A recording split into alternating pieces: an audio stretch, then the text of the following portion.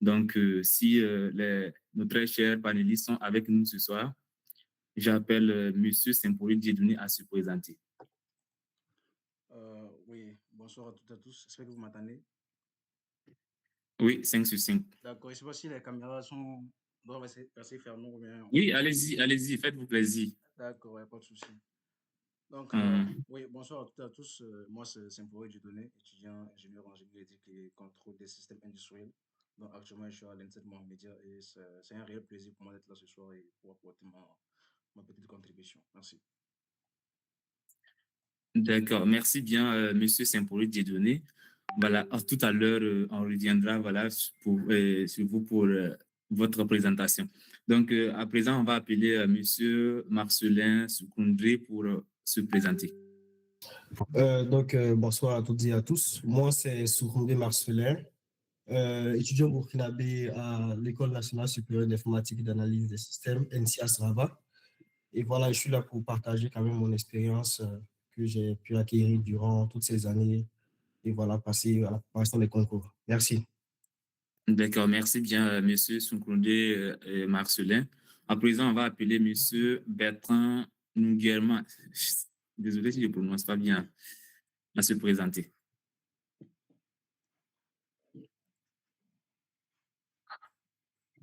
Monsieur Bertrand est avec nous.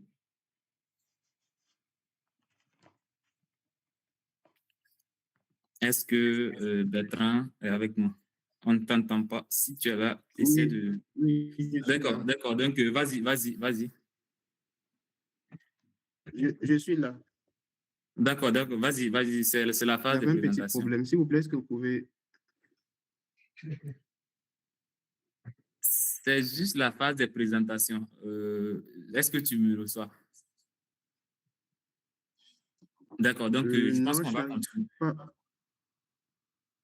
Pardon? Oui, je vous reçois maintenant. Je D'accord. vous Donc, reçois. vas-y. C'est la phase de présentation. OK.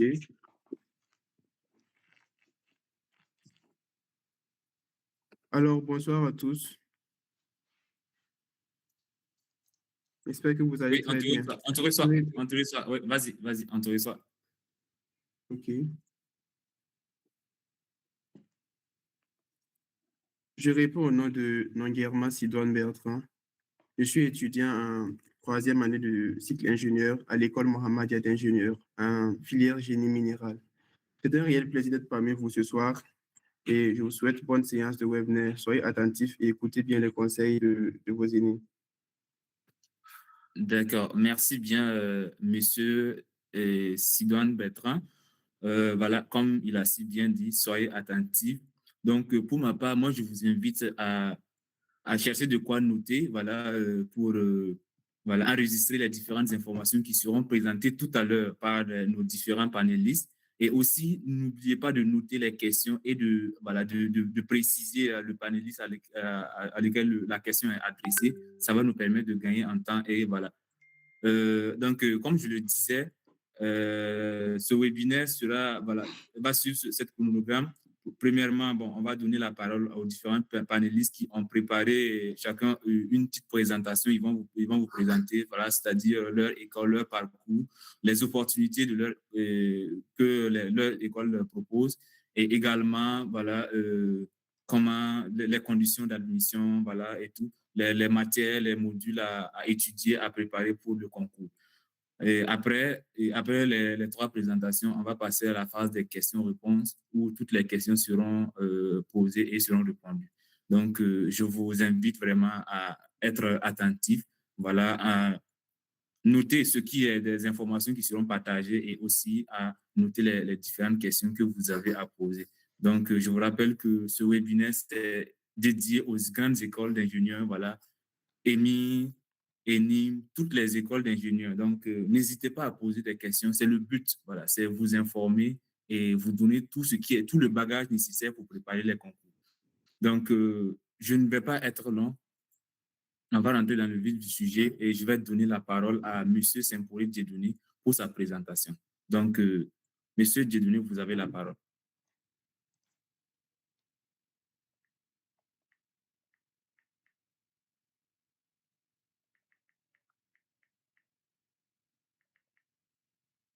Est-ce que vous me recevez, M. Saint-Paulé? Oui, 5 sur 5. Désolé, j'avais un petit problème de micro. D'accord. D'accord, d'accord. D'accord, on peut commencer. Donc, bonsoir à toutes et à tous. J'espère que vous allez bien. Donc, comme on avait dit à l'entame, au fait, c'est Saint-Paul du Bénin, étudiant ingénieur en génie électrique. Donc, je vous encourage vraiment à bien suivre, au fait, voilà, à bien suivre les conseils qui seront donnés, à bien suivre les différentes présentations qui seront faites, au fait. Donc, je tiens d'abord à rappeler que ce que je vais dire ce soir, peut-être c'est des choses que vous connaissez, peut-être même bien plus que moi, au fait. Mais la chose que vous ne connaissez pas, c'est mon expérience, au fait, et vous n'avez pas trouvé ça sur Google.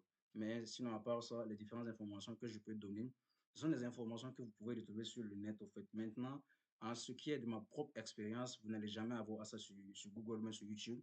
Et c'est à moi de vous la donner, au fait. Donc, par conséquent, je vous encourage vraiment à bien suivre, à poser toutes les questions. Profitez, au fait, profitez. Je tiens d'abord même à remercier l'AUBM et Rabat qui a eu cette initiative, au fait, de pouvoir faire ça, au fait, parce que dans les générations antérieures, au fait, ils n'ont pas eu cette chance, au fait, d'organiser des panels, des webinaires comme ça pour donner assez d'informations. Donc, si l'AUBM Rabat arrive à le faire, donc c'est déjà un grand chapeau et félicitations à eux et merci de m'avoir donné cette opportunité, au fait, de venir parler des différents concours pour la pour les actifs d'ingénieurs, au fait. Donc, déjà, je ne sais pas, rapidement, avant de commencer, je voulais me poser une question. Qu'est-ce qu'un ingénieur? Je veux une réponse rapide, vite fait. Est-ce que quelqu'un peut me répondre? C'est quoi un ingénieur, au fait? Parce que si vous êtes là, c'est que vous devez avoir au moins une définition de qu'est-ce qu'un ingénieur. Ok, on y va. Oui, Noufou, il a levé la main. Bonsoir à tous. Merci beaucoup de me recevoir pour cette séance de formation. Pour moi, un ingénieur, c'est quelqu'un qui apporte des solutions aux problèmes de son entourage, des personnes qui l'entourent. Peu importe ces problèmes-là. D'accord. Super, super. C'est déjà pas mal. C'est déjà pas mal comme, comme définition. C'est bien, en fait. Donc, c'est un peu ça. Donc, je vais faire la projection de mon écran, en fait, pour qu'on puisse voir ensemble, en fait, ce que j'ai préparé. Je ne l'ai pas mis en PowerPoint, je m'excuse, mais bon, c'est pas grave. Je vais essayer de partager tout mon écran. Donc,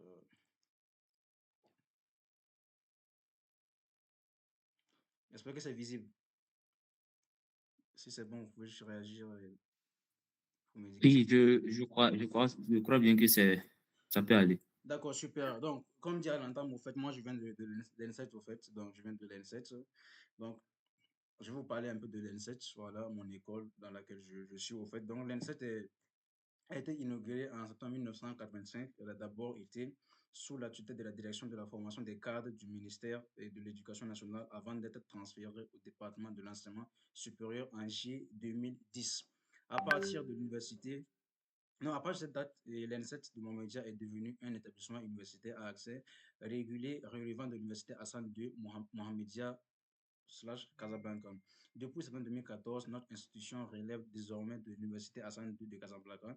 Dans son nouveau système de formation, notre école a adopté l'architecture LMD, licence master doctorat pour ceux qui connaissent, pour contribuer à répondre aux exigences du marché en matière de formation, de profil couvrant des techniques industrielles et des techniques commerciales, et 13 offres de formation nouvelle génération relevant de 5 cycles d'ingénieurs. Donc, on va voir ces filières bientôt, en fait. Donc, pourquoi je parle d'abord brièvement, en fait? Genre, il faut juste connaître d'abord l'école, en fait, connaître l'historique de l'école, en fait, voilà, connaître comment l'école a été fondée et connaître la vision que l'école vise d'abord. Donc, la première vision de l'ENSET d'abord, c'était pour des écoles, pour former des professeurs, en fait, si vous faites des renseignements, si vous faites des recherches, vous allez voir. À la base, c'était une école pour former des professeurs, en fait. Maintenant, après, ils sont passés maintenant, voilà, pour former maintenant des ingénieurs, maintenant, avec des cadres supérieurs de l'État. Mais sinon, à la base, c'était une école pour les professeurs. Et il y avait l'ENSET de Rabat, qui est devenu ENSAM. Il y avait l'ENSET de Mohamedia, au fait. Et puis, il y avait l'ENSAM de Casablanca, au fait. Donc, si vous remarquez bien, c'est l'ENSET de Rabat qui est devenu ENSAM de Rabat. Bon, pour ceux qui connaissent l'histoire, ils vont connaître. Donc, je tiens d'abord à vous rappeler, au fait, voilà, et Rodrigue est là-bas, il confirme. Donc, moi, je tiens d'abord à parler de l'historique, au fait, à parler de l'école, pour que vous puissiez comprendre et voir l'école d'abord avant de pouvoir aller au fond, en fait. Parce que pour entamer un sujet, il faut d'abord comprendre l'historique, en fait, avant d'entamer le sujet. Donc, ça, c'est la vision même globale de l'école. À la base, c'était pour former des professeurs, en fait. Ça fait que la plupart de vos enseignants, si vous les questionnez, c'est des gens qui ont étudié peut-être à l'INSEE de Rabat, à l'INSEE de Mohamedia, bon, en tout cas dans les années antérieures. Mais à partir de, voilà, de 2010, au fait, ils ont commencé à mettre en place pour la formation des différents ingénieurs, voilà, et des cadres supérieurs de l'État. Donc, ensuite, les différents départements de l'INSET. Je ne sais pas si vous voyez bien les différentes parties de l'INSET, au fait. Donc, d'abord, dans un premier temps, nous avons le département génie mécanique, au fait. C'est quoi le département génie mécanique? Maintenant, au niveau du département génie mécanique, on a deux branches. On a deux branches qui sont subdivisées en deux branches. On a ce qu'on appelle le génie industriel et logistique et on a ce qu'on appelle le génie mécanique des systèmes industriels, au fait. Ça veut dire c'est un département, c'est comme une boîte, au fait. Et quand tu arrives, il y a deux, c'est né en deux parties. La première partie, c'est le génie industriel et logistique. La deuxième partie, c'est le génie mécanique des systèmes industriels. Donc, quand tu fais cette formation, tu sors en tant qu'ingénieur d'État ou en tant qu'ingénieur d'État. Vous comprenez? Donc, type de formation, la formation initiale. Voilà, ce n'est pas une formation continue. Les formations continues, bon, c'est ceux qui font le cours du soir. Mais ça, c'est une formation initiale basée sur 3 ans, en fait. Donc, je répète, au niveau du génie mécanique, il y a deux filières. Il y a ce qu'on appelle le génie industriel et logistique et il y a ce qu'on appelle le génie mécanique des systèmes industriels. Toutes ces deux formations, ça fait partie du département mécanique. Est-ce qu'on se suit? Est-ce qu'on se suit? Est-ce que vous arrivez à suivre, en fait? D'accord, super. Donc, voilà, n'hésitez pas si vous avez des questions à me poser. On va aller doucement et après, voilà, on va entrer dans les détails. Donc là, je fais juste une présentation de l'école pour que vous puissiez bien comprendre avant d'entamer, en fait. Donc, ensuite, on a le génie électrique. Moi, je suis en génie électrique, au fait. Maintenant, en génie électrique, on a deux filières également. On a ce qu'on appelle génie électrique et contrôle des systèmes industriels, au fait. Avant, on appelait ça SEER, si j'ai bonne mémoire. Ça veut dire que les systèmes électriques, au fait, et les énergies renouvelables, au fait. Donc, c'était ça l'ancienne filière, mais avec le temps, ils ont essayé de changer un peu le nom. Ils ont implémenté, au fait, la partie contrôle, au fait, parce qu'avant, il n'y avait pas de partie contrôle, mais maintenant, ils ont inséré la partie contrôle, d'où le nom de GECSI, qui veut dire génie électrique et contrôle des systèmes industriels. Ensuite, nous avons génie électrique et énergie renouvelable, en fait. C'est tous ceux qui sont basés, au fait, sur les énergies renouvelables. Et ce qui est intéressant, c'est que les deux filières, vous allez faire les 2 années ensemble, en fait. C'est à partir de la troisième année, bon, ou bien en deuxième année, parce qu'en deuxième année, on a des matières différentes. C'est à partir de la deuxième année qu'on va essayer de vers le S4, on va essayer de scinder un peu ceux qui sont en GR et ceux qui sont en GX. Ça veut dire que ceux qui font les contrôles et ceux qui font les énergies renouvelables, en fait.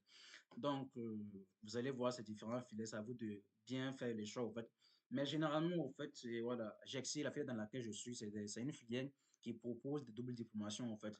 Ça veut dire qu'à partir de la quatrième année, ou bien à partir de la cinquième année, si tu as de bons résultats, en tout cas, si tu es un élève, voilà, qui a de bons résultats, en fait, tu peux aller à l'extérieur pour aller continuer, je sais pas, soit en France, en Belgique, au Canada. Ça dépend, en fait, des différents partenariats, en fait, que l'école a. Mais généralement, le quota, il est très faible par rapport à l'EMI, à l'ENSAM. Vous voyez un peu, le quota est très faible. Généralement, vous enregistrer ces absences. Donc, le quota, il est très faible, en fait. Il est très, très faible.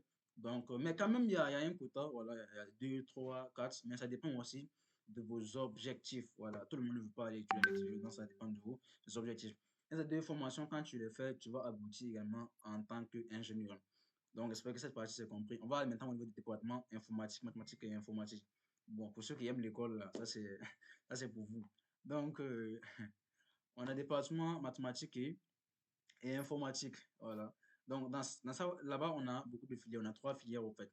On a d'abord le génie du logiciel et système informatique distribué. On a le big data et le cloud computing. Et ensuite, on a cybersécurité et confiance numérique, le CCN. Je pense que ça, c'est récemment qu'ils ont mis ça. Ça n'a pas trop duré. C'est récemment qu'ils ont mis ça et c'est une formation qui est initiale aussi. Donc, qui forment aussi des ingénieurs, au fait. Dans cette boîte, on a 3 filières, au fait.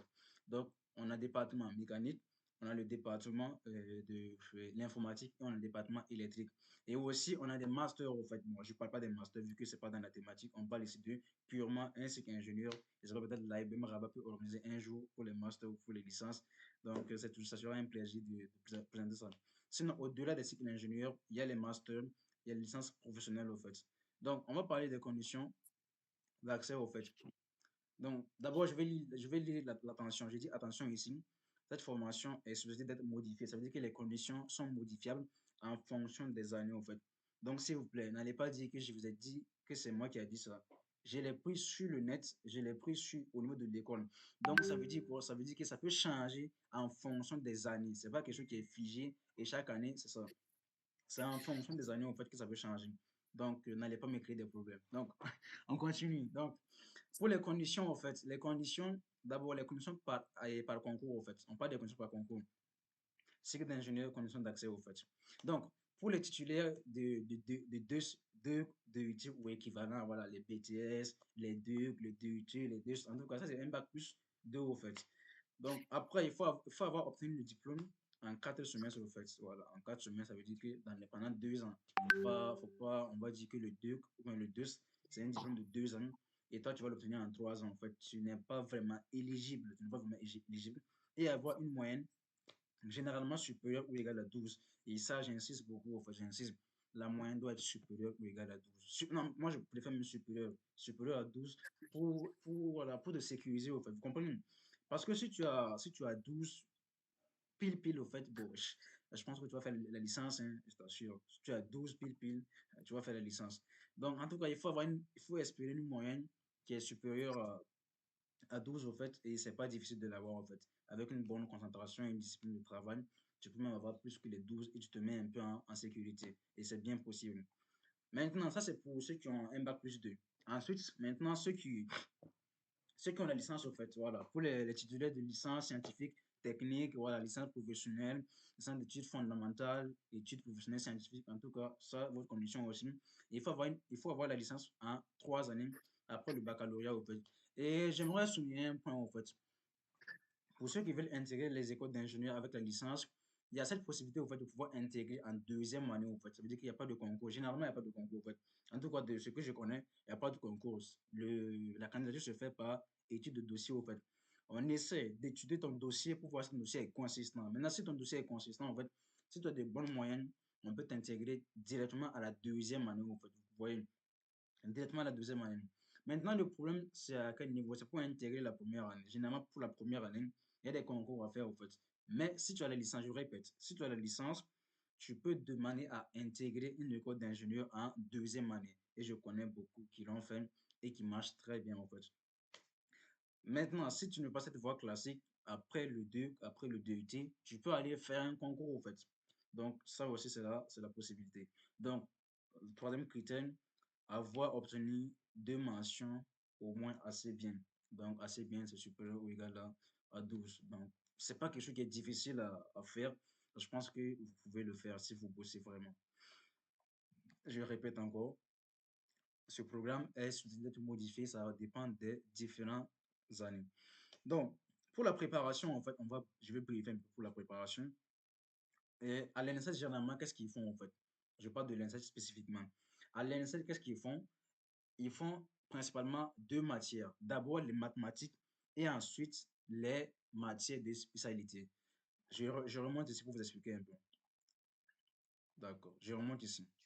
Vous voyez un peu ici, quand on prend la filière génie mécanique, pour ceux qui vont postuler pour génie industriel et logistique, et pour ceux qui vont postuler pour génie mécanique des systèmes industriels, ça veut dire qu'ils vont composer forcément 2 matières, en tout cas minimum 2 matières, à moins qu'il y ait des réformulations, à moins qu'il y ait des modifications. Mais ils vont composer principalement 2 matières. La première matière, c'est les mathématiques, et la deuxième matière, c'est la matière de spécialité. Et c'est quelque chose qui est logique. Tu veux faire du génie mécanique, est-ce que tu as les bases pour faire le génie mécanique? Et ça, c'est dans les matières maintenant, dans les matières voilà, purement techniques, en fait. Mais ce qui privilégie le plus, c'est les mathématiques. Dans tous les cas, dans toutes ces 3 filières, que ce soit du génie mécanique, que ce soit du génie électrique, que ce soit de l'informatique ou des mathématiques, vous allez composer les mathématiques.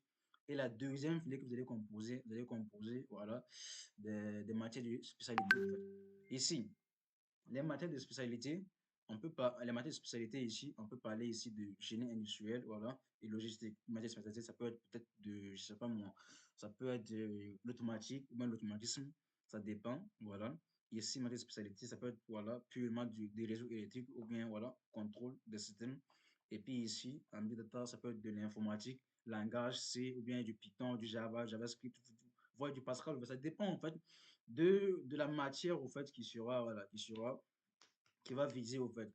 Donc, je répète encore, il y a 2 matières que vous allez faire. D'abord, les mathématiques. tu ne peux pas être un ingénieur et puis ne pas connaître les bases mathématiques, en fait. Ou bien tu ne peux pas vouloir intégrer une bonne école et puis tu n'as pas de connaissances en mathématiques. Moi, je ne parle pas des connaissances approfondies, je parle au moins d'un minimum de connaissances, en fait. Parce qu'en ingénierie, en fait, la plupart, c'est des mathématiques, en fait, c'est des mathématiques. Vous allez voir, vous allez vous retrouver avec des gens qui ont fait la prépa. Ça, c'est je veux une petite parenthèse, en fait. Vous allez vous voir avec des gens qui ont fait la prépa et vous avez fait peut-être 2 UT ou 2 en fait. Vous allez voir que dans le premier semestre, vous allez être devant eux, en fait. Mais après, je vous assure, il n'y a pas de match. Ils vont vous dépasser même avec une grande poussière, en fait. C'est tout ça, c'est quoi? C'est les mathématiques. Ça veut dire qu'une personne qui sait manier les mathématiques, il arrive à s'adapter facilement, en fait. Vous comprenez? Donc, c'est très, très, très important. Ne négligez pas les mathématiques. Même si vous avez des trous, ou bien même si vous avez voilà, je sais pas moi, des difficultés, en fait, c'est le moment de travailler. Je vous assure, c'est le moment de travailler sur les mathématiques. C'est le moment de travailler sur les mathématiques. Donc, en tout cas, je vous encourage à travailler à des vidéos sur YouTube. Allez-y, cherchez, travaillez sur les mathématiques, en fait. Et puis, la bonne nouvelle, c'est quoi? La bonne nouvelle, voilà, c'est que l'NTech, c'est des QCM, en fait. Ça, c'est quelque chose qui est formidable, en fait.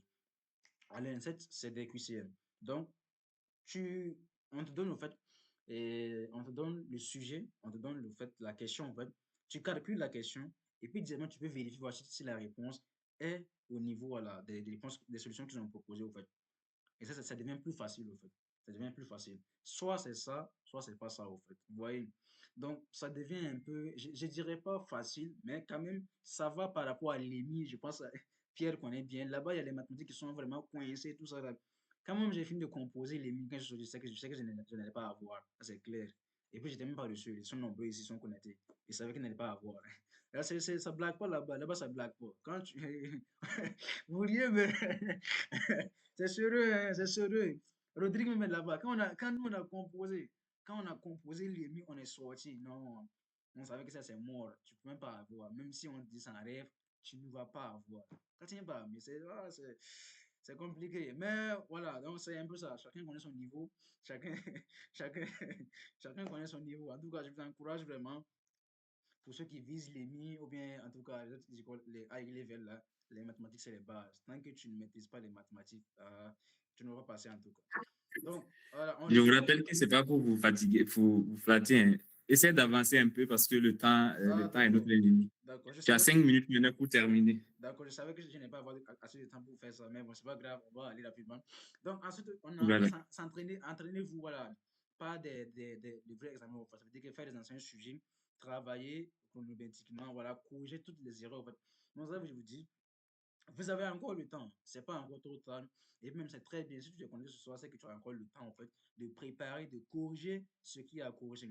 Et ensuite, les stratégies de concours du jour, commencer par les sujets faciles. Ça veut dire que ce que tu connais.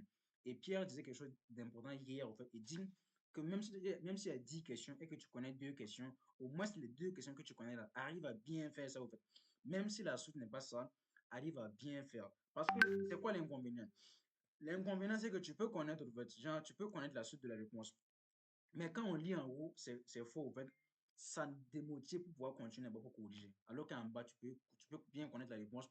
Mais dès que le haut n'est pas bien, en fait, on est découragé, on n'a plus envie de continuer la correction. Donc, commencez par les exercices que vous connaissez. Vous voyez, commencez par les exercices que vous connaissez. Parce que si tu commences avec ce que tu connais, quand il corrige, il voit que c'est correct. Même en bas, si c'est pas bon, il peut dire, bon, il n'a pas eu assez de temps, donc il n'a pas bien réfléchi et on peut bien tomber au fait. Bon, mais ça reste des suppositions. Donc, et on continue, on dit gérer le temps. Ça va bien gérer son temps. Voilà, rester. Ce qui fait la différence, c'est la bonne méthode de matière. Ce que je vous disais, les mathématiques avec une méthode de spécialité et la méthode claire de la rédaction. Que vos réponses soient claires, bien lucides et transparentes. Donc, ensuite, bon, ça, c'est les inscriptions, en fait. Un exemple d'inscription, en fait, voilà, vous pouvez voir ça sur le net. Ça dépend aussi des différentes années, en fait. Après, je peux vous envoyer. Maintenant, les différentes ressources, voilà. J'ai mis des ressources, des liens ici. Après, je vais envoyer ça dans le groupe. Vous allez voir, peut-être télécharger un peu les différentes ressources. Et si vous voulez des ressources aussi, j'ai une chaîne YouTube, voilà, qu'on appelle Tech and Mindset, où, voilà, j'explique souvent les concours et je mets des différentes ressources.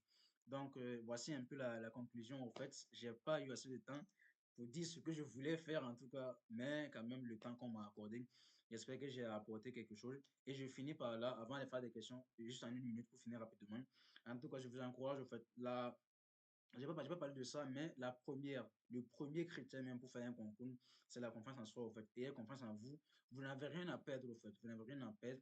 Dites-vous que c'est votre temps, en fait. Même si je gagne le concours, c'est bien. Même si j'échoue, c'est pas grave. En tout cas, même si vous échouez, votre échec peut être un témoignage pour motiver ou même pour fortifier quelqu'un d'autre à réussir un peu les concours.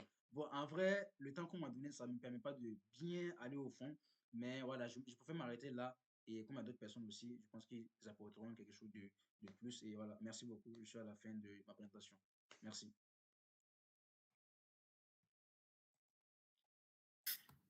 D'accord, merci bien, Monsieur Saint-Paulé Dieudonné, pour cette très belle présentation. J'espère que les futurs candidats, bon, disons les candidats ont déjà noté, voilà, toutes les informations nécessaires. Voilà, donc comme il a si bien dit, les mathématiques sont très importantes pour les concours. Donc, bon, pour ceux qui ont fait deux là, souvent ça va. Mais ceux qui ont fait deux IT et puis l'autre là, c'est ça qui est un peu compliqué. Ils n'ont pas eu vraiment le temps de faire beaucoup de modules de mathématiques.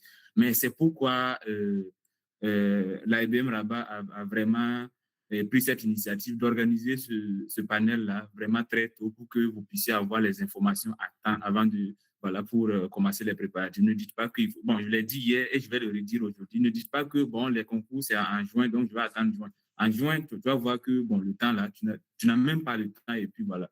Donc, il faut commencer à vous préparer pour, voilà, ne pas être en retard. Donc, bon, on va continuer toujours avec les présentations avant de revenir sur les questions. Ne vous inquiétez pas, toutes les questions seront répondues. Je vous garantis que toutes les questions seront répondues. Donc, notez bien les questions, voilà, et les panélistes à lesquels les questions sont adressées. Voilà, comme ça va nous permettre de gagner en temps. Donc, après, maintenant, je vais appeler Monsieur Marcelin, voilà, pour sa présentation. Donc, si Marcelin est avec nous, vous avez la Oui, parole. je suis bien Donc, avec vous. avant, je précise, s'il vous plaît, ne dépassez pas les 30 minutes parce que on aura une phase de questions-réponses. Je pense que ça serait une phase très longue. Donc, essayez de simplifier le maximum possible, voilà, pour donner les informations vraiment clés afin qu'on puisse avoir gagné en temps. Donc, merci encore. Désolé pour ce petit modification. Merci. D'accord, bien reçu, Pierre. Je vais partager mon écran tout d'abord.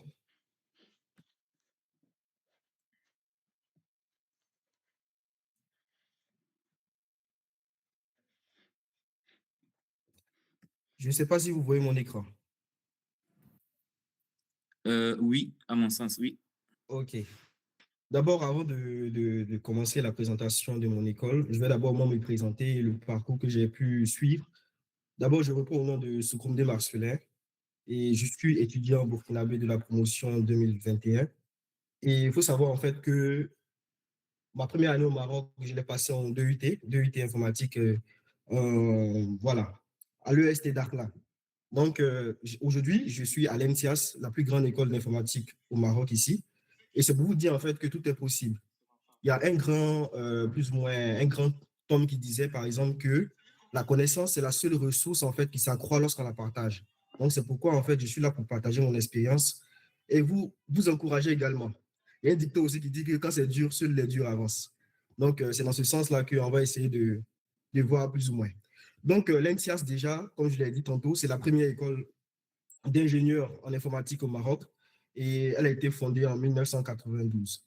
Donc, le plan de la présentation va être comme cela. Déjà, présentation de mon école, l'architecture de la formation, les 9 filières déjà d'ingénieurs à l'ENSIAS, déjà l'accès parallèle, les ressources et aussi les opportunités de double diplomation et autres. OK. Tout d'abord, en fait, il faut savoir, comme je l'ai dit tantôt, l'ENSIAS a déjà été fondée en 1992. Donc, elle est rattachée à l'université Mohamed V de Rabat. Et le cycle ingénieur ici, c'est en 3 années. Donc, il y a 3 stages obligatoires. Et la sélection, généralement, c'est soit via les concours parallèles ou bien CNC, c'est-à-dire les concours des différentes prépas. Et c'est la première école d'ingénieurs spécialisés en informatique. Bon, tantôt, souvent, les gens disent l'INPT, mais c'est l'ENSIAS. Faut savoir en fait que cette école-là déjà a eu le privilège d'accueillir ici la princesse, voilà, la femme du roi, Mohamed V, que Dieu l'assiste. Donc, c'est une lauréate de l'École nationale supérieure d'informatique et d'analyse des systèmes. Et donc, vous pouvez voir déjà la force des frappes déjà de cette école et tout. Déjà, avant de poursuivre déjà la présentation de l'école, je vais vous parler en fait comment j'ai pu m'organiser afin d'intégrer cette école-là. Tout d'abord, en fait, lorsque on est arrivé en 2UT, je n'ai pas attendu vers la fin pour vous parler les différents concours.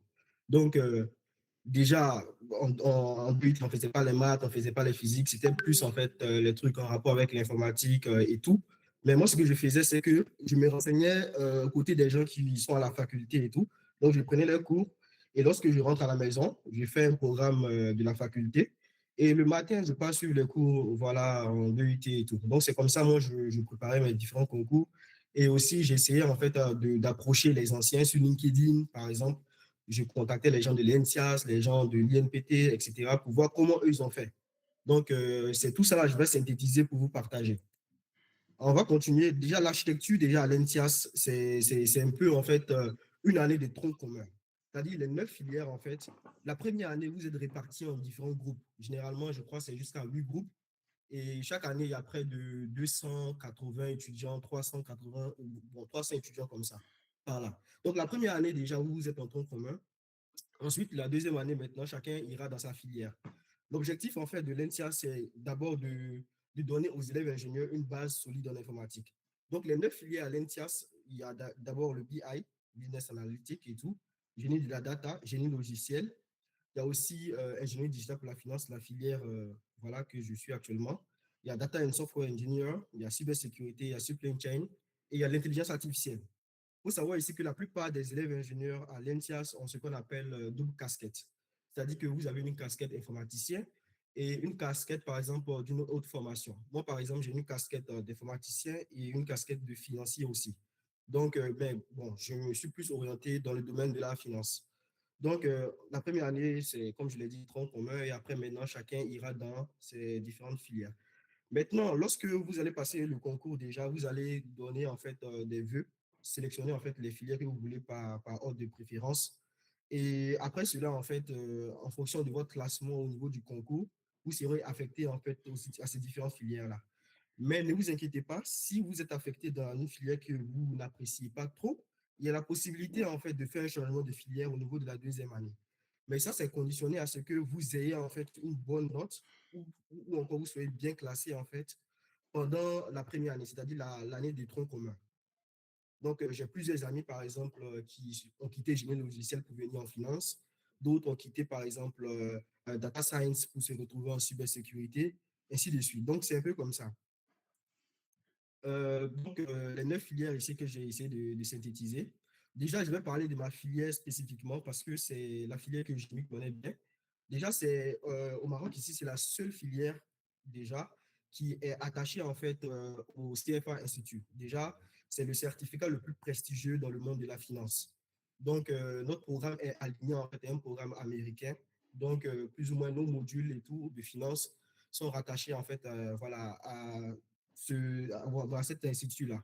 Donc, lorsque vous venez à l'ENSIA, c'est précisément dans ma filière d'ingénierie digitale pour la finance, vous aurez en fait une formation voilà, axée sur des normes, on peut dire, internationales et tout.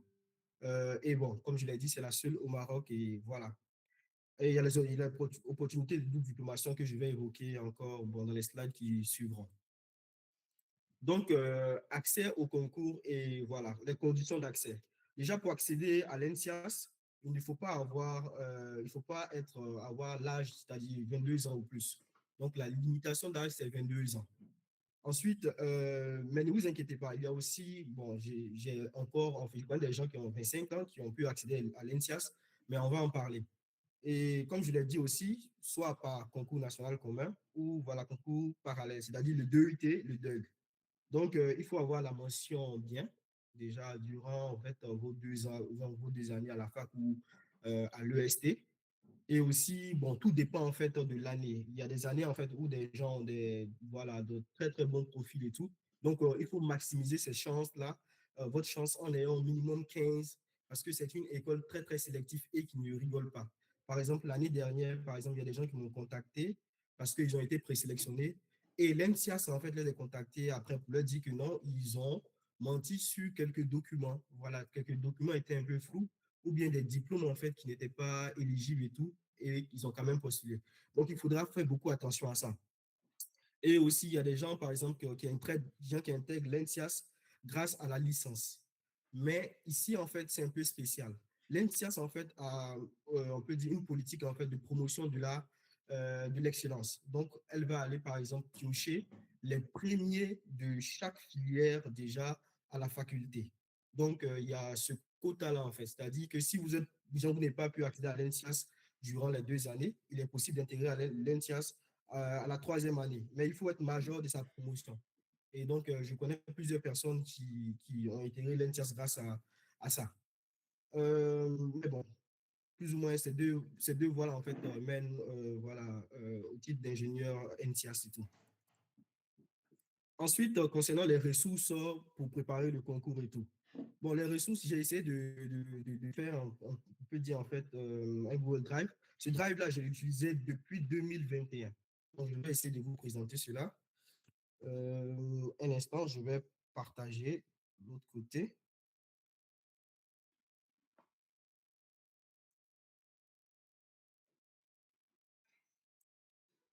Voilà, je ne sais pas si vous voyez le Drive. Donc ici, j'ai essayé de synthétiser en fait plus ou moins les différents concours, c'est-à-dire le concours de l'ENIM, EMI, EHTP et tout. Je vais mettre ça à votre disposition après le webinaire. Voilà. Et également, en fait, il y a les différents guides que j'ai pu mettre également ici. Et il faut savoir en fait que j'ai aussi une expérience avec les concours de l'INPT, puisque j'ai eu aussi à passer le concours de l'INPT. Et voilà, j'ai aussi des drives en fait en ce qui concerne l'INPT. C'est vrai que ici l'objectif, c'est de parler de l'ENSIAS, mais je pense que vous devez maximiser votre chance en essayant, en fait, voilà, de tester toutes les écoles possibles. Et ces 2 écoles-là sont bien calibrées en matière d'informatique et tout. Donc, je vais vous montrer déjà la partie INPT, un instant.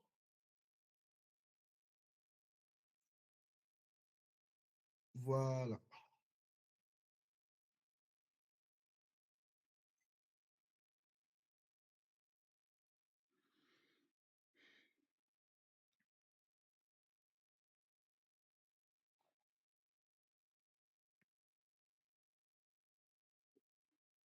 OK. Bon, il faut savoir en fait que le concours de l'INPT, en fait, c'est par QCM et vous allez composer sur Moodle. Mais le petit secret avec l'INPT, c'est qu'ils prennent en fait leur épreuve de concours en fait au niveau du concours de l'ENAC. C'est une école d'aviation. Donc, tous les QCM que vous allez trouver, par exemple, durant le concours de l'INPT, vont se trouver ici généralement. Donc, si vous, par exemple, vous faites tous les QCM qui se trouvent déjà sur ces sites-là, en fait, vous êtes bon, pratiquement prêt à 80% pour aborder le concours de l'INPT. Par exemple, en 2023, je crois ce concours-là, tout ce qui est venu, déjà, si vous avez déjà traité en fait tous les QCM ici, avec brio, vous passez ce concours-là. Donc, ce sont en fait des petites astuces en fait que j'ai pu plus ou moins voir en fait durant ces années de recherche et tout. Donc, ça, c'est un premier temps. Ensuite, il y a aussi les concours français. Aussi, pour intégrer l'ENSIAS, en fait, l'ENSIAS aussi utilise plus ou moins les concours français, c'est-à-dire les concours des IMP. Également, je vais vous partager le lien après. Donc, pour quelqu'un, en fait, qui va faire tous les sujets, en fait, de concours des INP en France, il va quand même être prêt à aborder, en fait, les sujets de l'ENSIAS. Il faut savoir qu'à l'ENSIAS, ce n'est pas un QCM. Le sujet de mathématiques est assez corsé, physique également. Et j'ai oublié de le rappeler, en fait, le sujet de mathématiques représente 50% en fait de l'admission. Et physique, 25%, l'informatique, 15% et l'anglais, 10%. Mais ne vous inquiétez pas, l'anglais, c'est QCM, c'est la seule épreuve qui est en QCM. Maintenant, les opportunités de double diplomation. Ah, là, c'est ce qui intéresse généralement la plupart des étudiants et tout. L'ENSIAS, en fait, a plus de 40 partenaires, en fait, à travers le monde. En France, il y a près de 15 établissements. Je n'ai pas mis tous ces établissements-là, mais il y a l'ENSIMA, qui est la première école d'informatique en France. Il y a l'école de mines, par exemple, de Saint-Étienne, Télécom Sud Paris, qui fait partie, en fait, de l'Institut Polytechnique.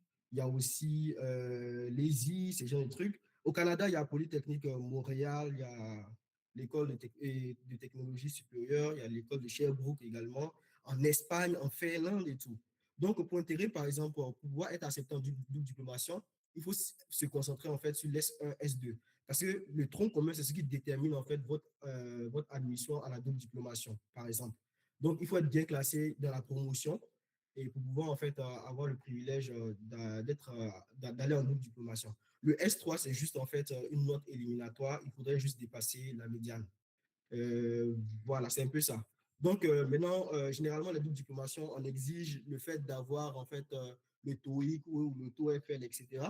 Mais à l'ENSIA, en fait, à l'ENSIA, c'est une politique, en fait, où la professeure d'anglais, en fait, vous donne bien des attestations, en fait, de langue. Donc, c'est un peu ça. Euh, un instant. Je vais d'abord...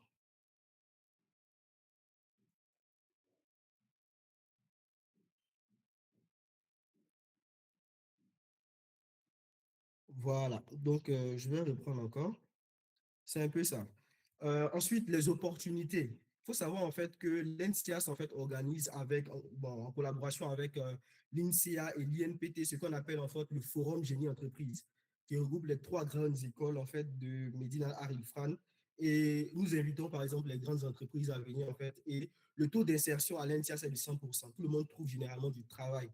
Et même en fait, en étant au Maroc, vous pouvez trouver de l'emploi en France, tellement les profils INSEAD ont pu se démarquer et prouver en fait leurs compétences. Il y a même des entreprises même qui sont en France, qui sont venues même recruter des stagiaires PFE ici au Maroc, à l'ENSIAS. Donc, c'est quand même en fait des opportunités qu'il ne faudrait pas manquer. Le salaire minimum en sortie, c'est 12 000 dirhams. Et voilà, les NCA sont implantés un peu partout dans le monde. Vous pouvez voir, par exemple, la majorité se trouve en France, la majorité se trouve en France, au Canada, en Espagne, en Finlande, aux États-Unis, etc. Il y a aussi un site qu'on appelle NCIAS Bridge qui montre en fait les alumines de l'NCIAS où ils évoluent et tout. Et ils essaient aussi de donner des conseils en fait aux étudiants. Ensuite, pourquoi choisir l'NCIAS? Déjà, c'est l'excellence. L'NCIAS, c'est l'excellence. L'accès est ouvert et instructif, en fait, et inclusif. Déjà, les différentes gens passerelles et que vous soyez en 2UT, que vous fassiez la licence, etc., vous pouvez intégrer l'ENSIAS. Et il y a 3 stages obligatoires, en fait. Et la recherche des stages, mon expérience est que je n'ai pas trop eu de problème à trouver un stage parce que déjà, le nom de l'école, bon, vous ouvre des portes. Ensuite, il y a 9 spécialités. Vous pouvez trouver, en fait, voilà, tout ce que vous voulez et tout. Maintenant, j'aimerais aussi parler également des possibilités de bourse pour aller, par exemple, en double diplomation. Votre chance, c'est que si vous intégrez l'ENSIA dès maintenant, vous aurez la possibilité de déposer la bourse Eiffel, aussi peut-être la bourse IDEX. Bon, ça, c'est cette année-là, ils ont décidé de faire comme ça. Malheureusement, bon, les années antérieures, il n'y avait pas cette politique-là parce que la DD venait généralement en mars et tout, et c'était déjà la période de fin des candidatures de la bourse Eiffel et tout. Mais l'année qui va venir, l'année prochaine et tout, si vous intégrez l'INSEAD, vous aurez cette opportunité-là. Voilà. Et aussi la résidence. Vous êtes logé au sein de l'école. Voilà. Et les conditions de vie ici sont quand même très bien avec la buanderie. Vous ne lavez pas vos vêtements avec la main. Il y a la machine qui est gratuite et tout. Le seul problème de l'ENSA, je dirais, c'est la restauration. Généralement, les gens préfèrent les autres écoles par rapport à la restauration. Mais je peux vous dire en fait que ça, c'est un petit détail en fait. Voilà, compte tenu des avantages et tout, je pense que c'est un petit détail. Et bon, jusqu'à présent, moi, je ne trouve pas trop de problèmes à cela. Donc, c'était un peu l'expérience que voilà, je voulais partager avec vous. Et comme je l'ai dit tantôt, quand c'est dur, seuls les durs avancent. Et je sais que vous pouvez le faire. Si nous, on a pu le faire, vous également, vous pouvez le faire. Et il ne faudrait pas se décourager. Il faudrait en fait que le ciel soit votre seule limite. Tout est possible dans la vie, en fait. Il faut se donner les moyens, il faut croire en ses rêves et charbonner. Seuls les durs avancent quand c'est dur. Donc, c'est sur ces mots-là que je vais m'arrêter pour ne pas être très long. On va peut-être répondre aux questions et tout. Quand c'est dur, seuls les durs avancent. Merci bien, Marcelin, pour cette très belle présentation. Je pense que nos très chers candidats qui sont intéressés par l'informatique, ils ont bien noté et que voilà, si vous avez des questions, les questions seront répondues à la fin voilà, à la fin des présentations. Donc, je tiens à vous rappeler que nos 3 panélistes, bon, chacun présente son école, mais néanmoins, bon, on a tous parcouru toutes les écoles du Maroc. Donc, ne vous inquiétez pas, parce que moi, je vais aller à l'ENSA Kenitra, on ne présente pas l'ENSA Kenitra aujourd'hui, je vais aller à l'ENSA Agadir, je vais aller à la FST ici, je vais aller à Centrale Casablanca. Non, ne vous inquiétez pas. Si vous avez, bon, les concours, c'est presque même chose. Voilà, c'est la même méthode, voilà, c'est presque les mêmes choses. Donc, ne vous inquiétez pas. Si vous avez une question à la fin voilà, qui est en rapport avec les autres écoles, ne vous inquiétez pas. Bon, ça sera répondu. Donc, bon, on ne pourra malheureusement pas avoir des panélistes pour toutes les écoles. Ça sera encombrant et tout. Donc, on a juste décidé de sélectionner, mais ne vous inquiétez pas. Saint-Paul de Dieudonné a fait l'ENSET, il a fait l'ENIM, il a fait l'ENI. Donc, bon, il peut répondre à des questions. Je pense que c'est pareil pour Sidoine et puis Marcelin. Donc, ne vous inquiétez pas. Toutes les questions seront répondues. On est là pour vous aider. Donc, comme ils l'ont si bien dit, le webinaire a été organisé à temps. C'est justement pour vous aider vraiment à avoir le bagage nécessaire, voilà, pour vous informer, vous outiller et voilà, vous permettre vraiment d'être prêt en fait. Parce que nous, le problème, c'est quoi? On n'avait pas eu cette chance en fait.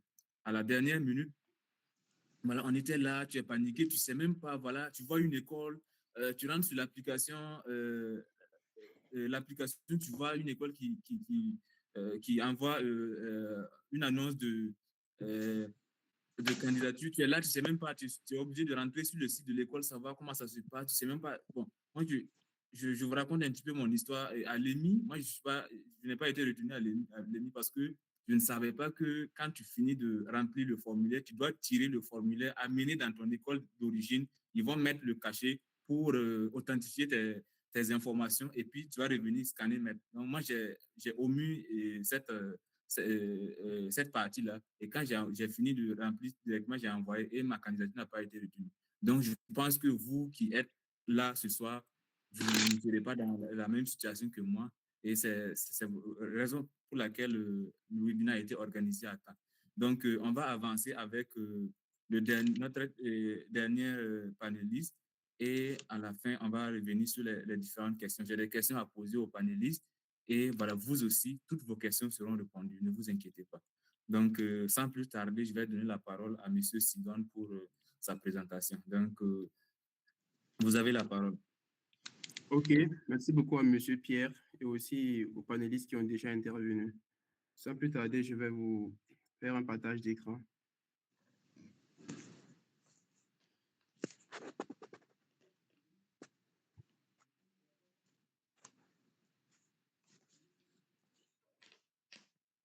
Vous me recevez, j'espère.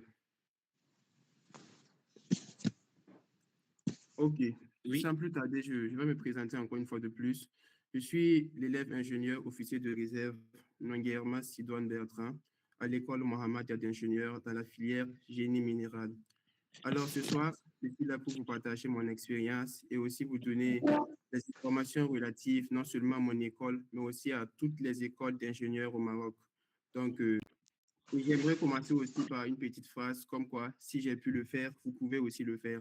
Ça veut dire quoi? Et l'année passée, j'étais à votre tour, j'étais aussi en deuxième année. Bon, l'opposé avec les autres panélistes, c'est qu'eux, ils ont composé leur concours l'année sur le passé. Pourtant, moi, j'ai composé l'année passée, en fait. Je suis le plus jeune des panélistes, donc moi, j'ai composé l'année passée. J'ai pu le faire, donc vous aussi, vous pouvez le faire, en fait. Donc, c'est juste pour vous encourager dès le départ. OK. D'entame, j'aimerais aussi commencer par cette citation comme quoi l'information est la première clé de la réussite. Celui qui comprend les règles du jeu avant de jouer a déjà un avantage. Donc, je profite de remercier la EBM Rabat qui a très bien compris ça et tous les panélistes qui sont là déjà. C'est déjà un très grand pas vers la réussite, le fait d'aller vers l'information, parce que c'est très utile en fait pour les concours, le fait de s'informer, de savoir qu'est-ce qu'on fait où, c'est vraiment un très grand avantage. Donc, je vous invite à suivre attentivement la présentation. Voilà, avant de commencer, j'aimerais vous dire que bon, je suis à l'EMI, mais ce n'était pas le seul concours auquel j'ai réussi. J'ai passé en tous 5 concours et j'ai réussi à tous les 5 concours. Donc, j'ai quand même assez d'expérience. Et en tout cas, je vais essayer de vous donner presque tous les secrets que j'ai dû utiliser pour pouvoir réussir. Donc, je vais commencer par la présentation de mon école, l'école Mohamed d'ingénieur. C'est Excusez, la il y a mademoiselle Florence qui a son au micro ouvert. Je ne sais pas si elle peut, elle est là, elle peut nous éteindre ça pour... voilà, merci bien, merci, merci. Donc, tu peux... Je disais tantôt que je vais commencer par la présentation de mon école, l'école Mohammedia d'ingénieurs. C'est la première école d'ingénieurs au Maroc et aussi l'une des premières écoles d'ingénieurs en Afrique. Donc, l'école a été créée depuis 1959, bien avant l'indépendance même de nos pays. Et donc, ça veut dire qu'il y a maintenant plus de 60 ans d'histoire. Pour ce qui concerne la diplomation, c'est pour une durée en fait de 3 ans. C'est un cycle ingénieur. Donc, c'est après soit les classes préparatoires, soit les concours parallèles en fait, que tu intègres le cycle pour un cycle de 3 ans. Il y a aussi, bien sûr, les cycles doctoraux qui sont là pour ceux qui veulent continuer en cycle, bon, ceux qui veulent faire le doctorat.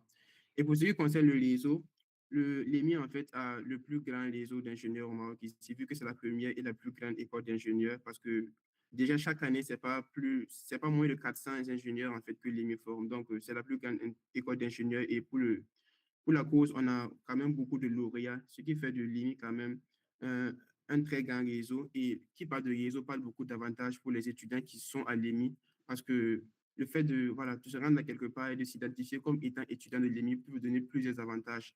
Déjà au Maroc ici, voilà, ceux qui sortent de l'EMI sont très avantagés, non seulement pour les stages, mais aussi pour les opportunités d'emploi dans les grandes entreprises.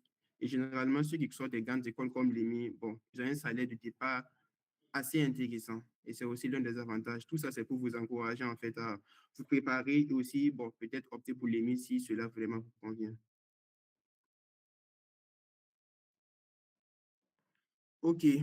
À l'école Mohammedia d'ingénieurs, et c'est bon, pour la plupart, je pense qu'ils le savent déjà, il n'y a pas seulement la formation académique, mais il y a aussi surtout la formation militaire intégrée qui est là. Donc, la formation militaire, c'est quoi? C'est pas du jeu, c'est une formation très sérieuse qui forme des officiers. Donc, nos frères marocains, à la fin de leur cursus scolaire ici au Maroc et ici à l'école Mohammedia, ils sortent en fait en tant qu'officiers de réserve de leur pays, bien sûr.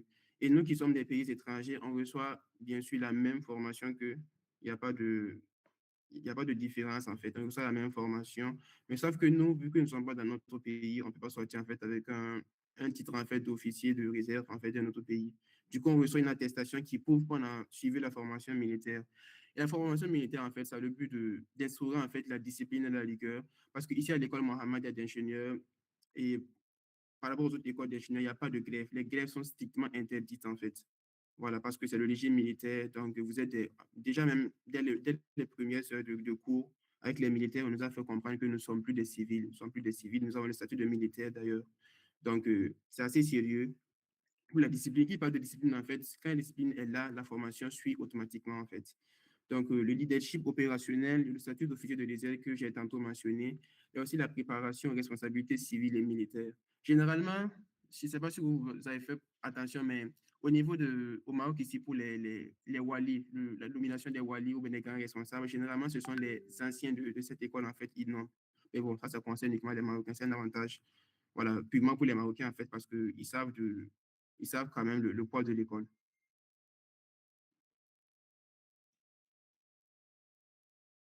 OK, pour continuer, maintenant, je vais présenter les filières de l'EMI. Ici, on a 9 filières d'excellence. Je vais présenter chaque filière avec ses débouchés ou aussi les opportunités de double diplomation. Je pense que les anciens ont déjà parlé de double diplomation. Vous savez de quoi il s'agit. C'est quand même quelque chose de très, très attrayant pour ceux quand même qui ont beaucoup d'ambition. Donc, l'une des anciennes filières de l'EMI, c'est le génie civil. Alors, le génie civil, les options, c'est voilà, entre autres le bâtiment, pont et chaussée, hydraulique, voilà, le génie environnement, infrastructure, transport et mobilité. Et ils ont beaucoup de double diplomation, de partenariat. Bon, moi, je n'ai mentionné que deux parce que il y en a tellement, je ne peux pas mentionner tout en fait. Moi, j'ai juste mentionné quelques deux. Après, je vais vous laisser le document pour que vous essayiez de lire. Je vais essayer d'aller un peu rapidement parce qu'il y a plus important en fait que ça. Ces informations, vous pouvez les trouver directement en fait sur le site web de l'école. Vous pouvez taper seulement sur Google, école Mohammed Adjounet, vous aurez les informations. Donc, je ne vais pas tarder en fait sur la présentation des filières. Ok, donc il y a le génie civil, il y a le génie minéral, ça c'est pour ceux qui aiment voilà, l'exploitation minière aussi, et l'hydrologie et la géologie de l'ingénieur. Ici, il y a une double diplomation avec Polytech Montréal. Donc, il y a aussi le génie mécanique pour ceux qui veulent faire l'aéronautique. Bon, effectivement, j'aimerais faire un petit truc sur ça. À ce niveau, on dit souvent que l'aéronautique, en fait, ici au Maroc, il n'y a pas de filière pour ça. Mais à l'EMI, il y en a. En fait, la filière, c'est titré génie électrique, mais l'une des options, en fait, est aéronautique. Il y a d'autres personnes qui voulaient vraiment faire de l'aéronautique, mais qui ne savaient pas parce qu'ils n'étaient pas informés. Peut-être parce qu'ils n'avaient pas aussi cherché l'information. Donc, il y a de l'aéronautique ici à l'école. Et pour ceux qui veulent vraiment s'intéresser à l'aéronautique, c'est possible. Et aussi, la chance, c'est que c'est l'une des filières qui a le plus de double diplomation. Parce qu'à l'EMI, ici, vraiment, on a quand même beaucoup d'opportunités, en fait, voilà, pour continuer à l'extérieur, surtout pour cette filière, en fait. Et il y a des écoles de France avec lesquelles ils sont en partenariat qui prennent, en fait, des étudiants, beaucoup d'étudiants, en fait, pour des études d'enseignants de filière comme l'aéronautique. Donc, pour ceux qui sont intéressés par l'aéronautique, n'hésitez pas, l'EMI ouvre ses portes. On continue. Il y a le génie modélisation et informatique scientifique. Ça, c'est une filière un peu généraliste, si on peut le dire ainsi, mais ça concerne notamment la finance et aussi la data science. Il y a le génie informatique qui concerne l'intelligence artificielle et les données et aussi la cybersécurité. Donc, voilà, ça fait partie de l'une des options les plus privilégiées parce qu'actuellement, les gens ont tendance plus à s'orienter vers l'informatique. Bon, d'autres vont dire que voilà, c'est le génie informatique. Donc, moi, je veux peut-être une filière qui est spécialisée en intelligence artificielle. Et puis, cette personne vont plus viser peut-être l'ENSIAS ou bien, je sais pas, l'ENSAM Rabat ou bien d'autres écoles, en fait. Mais laissez-moi vous dire que l'EMI forme les ingénieurs à l'intelligence artificielle. Il ne faut pas vous fier seulement au nom de la filière, en fait, parce que l'EMI, c'est une ancienne école et généralement, ils aiment garder, en fait, les anciens noms. Je ne sais pas pourquoi, mais ils aiment garder les anciens noms. Donc, du coup, voilà, il y a l'intelligence artificielle ici. Je connais même des étudiants de ma promotion qui ont passé le concours, qui avaient eu en fait beaucoup d'écoles, un peu comme moi, qui avaient eu l'ENSIAS, qui avaient l'opportunité de faire peut-être la cybersécurité et liée à l'ENSIAS, mais qui ont préféré venir à l'EMI parce qu'à l'EMI, il y a, je ne veux pas dire qu'on fera mieux, mais il y a beaucoup peut-être plus d'avantages en fait. Déjà vu le statut militaire qui est là et ceux qui ont passé le concours, ils savent vraiment de quoi il s'agit. Donc, il y a le génie électrique, voilà, je ne vais pas m'attarder. Il y a le génie, les réseaux de télécommunications aussi, qui est une très belle option, avec aussi l'option de la cybersécurité qui est là aussi. Donc, il y a deux filières en fait, qui offrent cette option, en fait, le génie informatique et puis le génie réseau de télécommunications. Il y a également le génie industriel,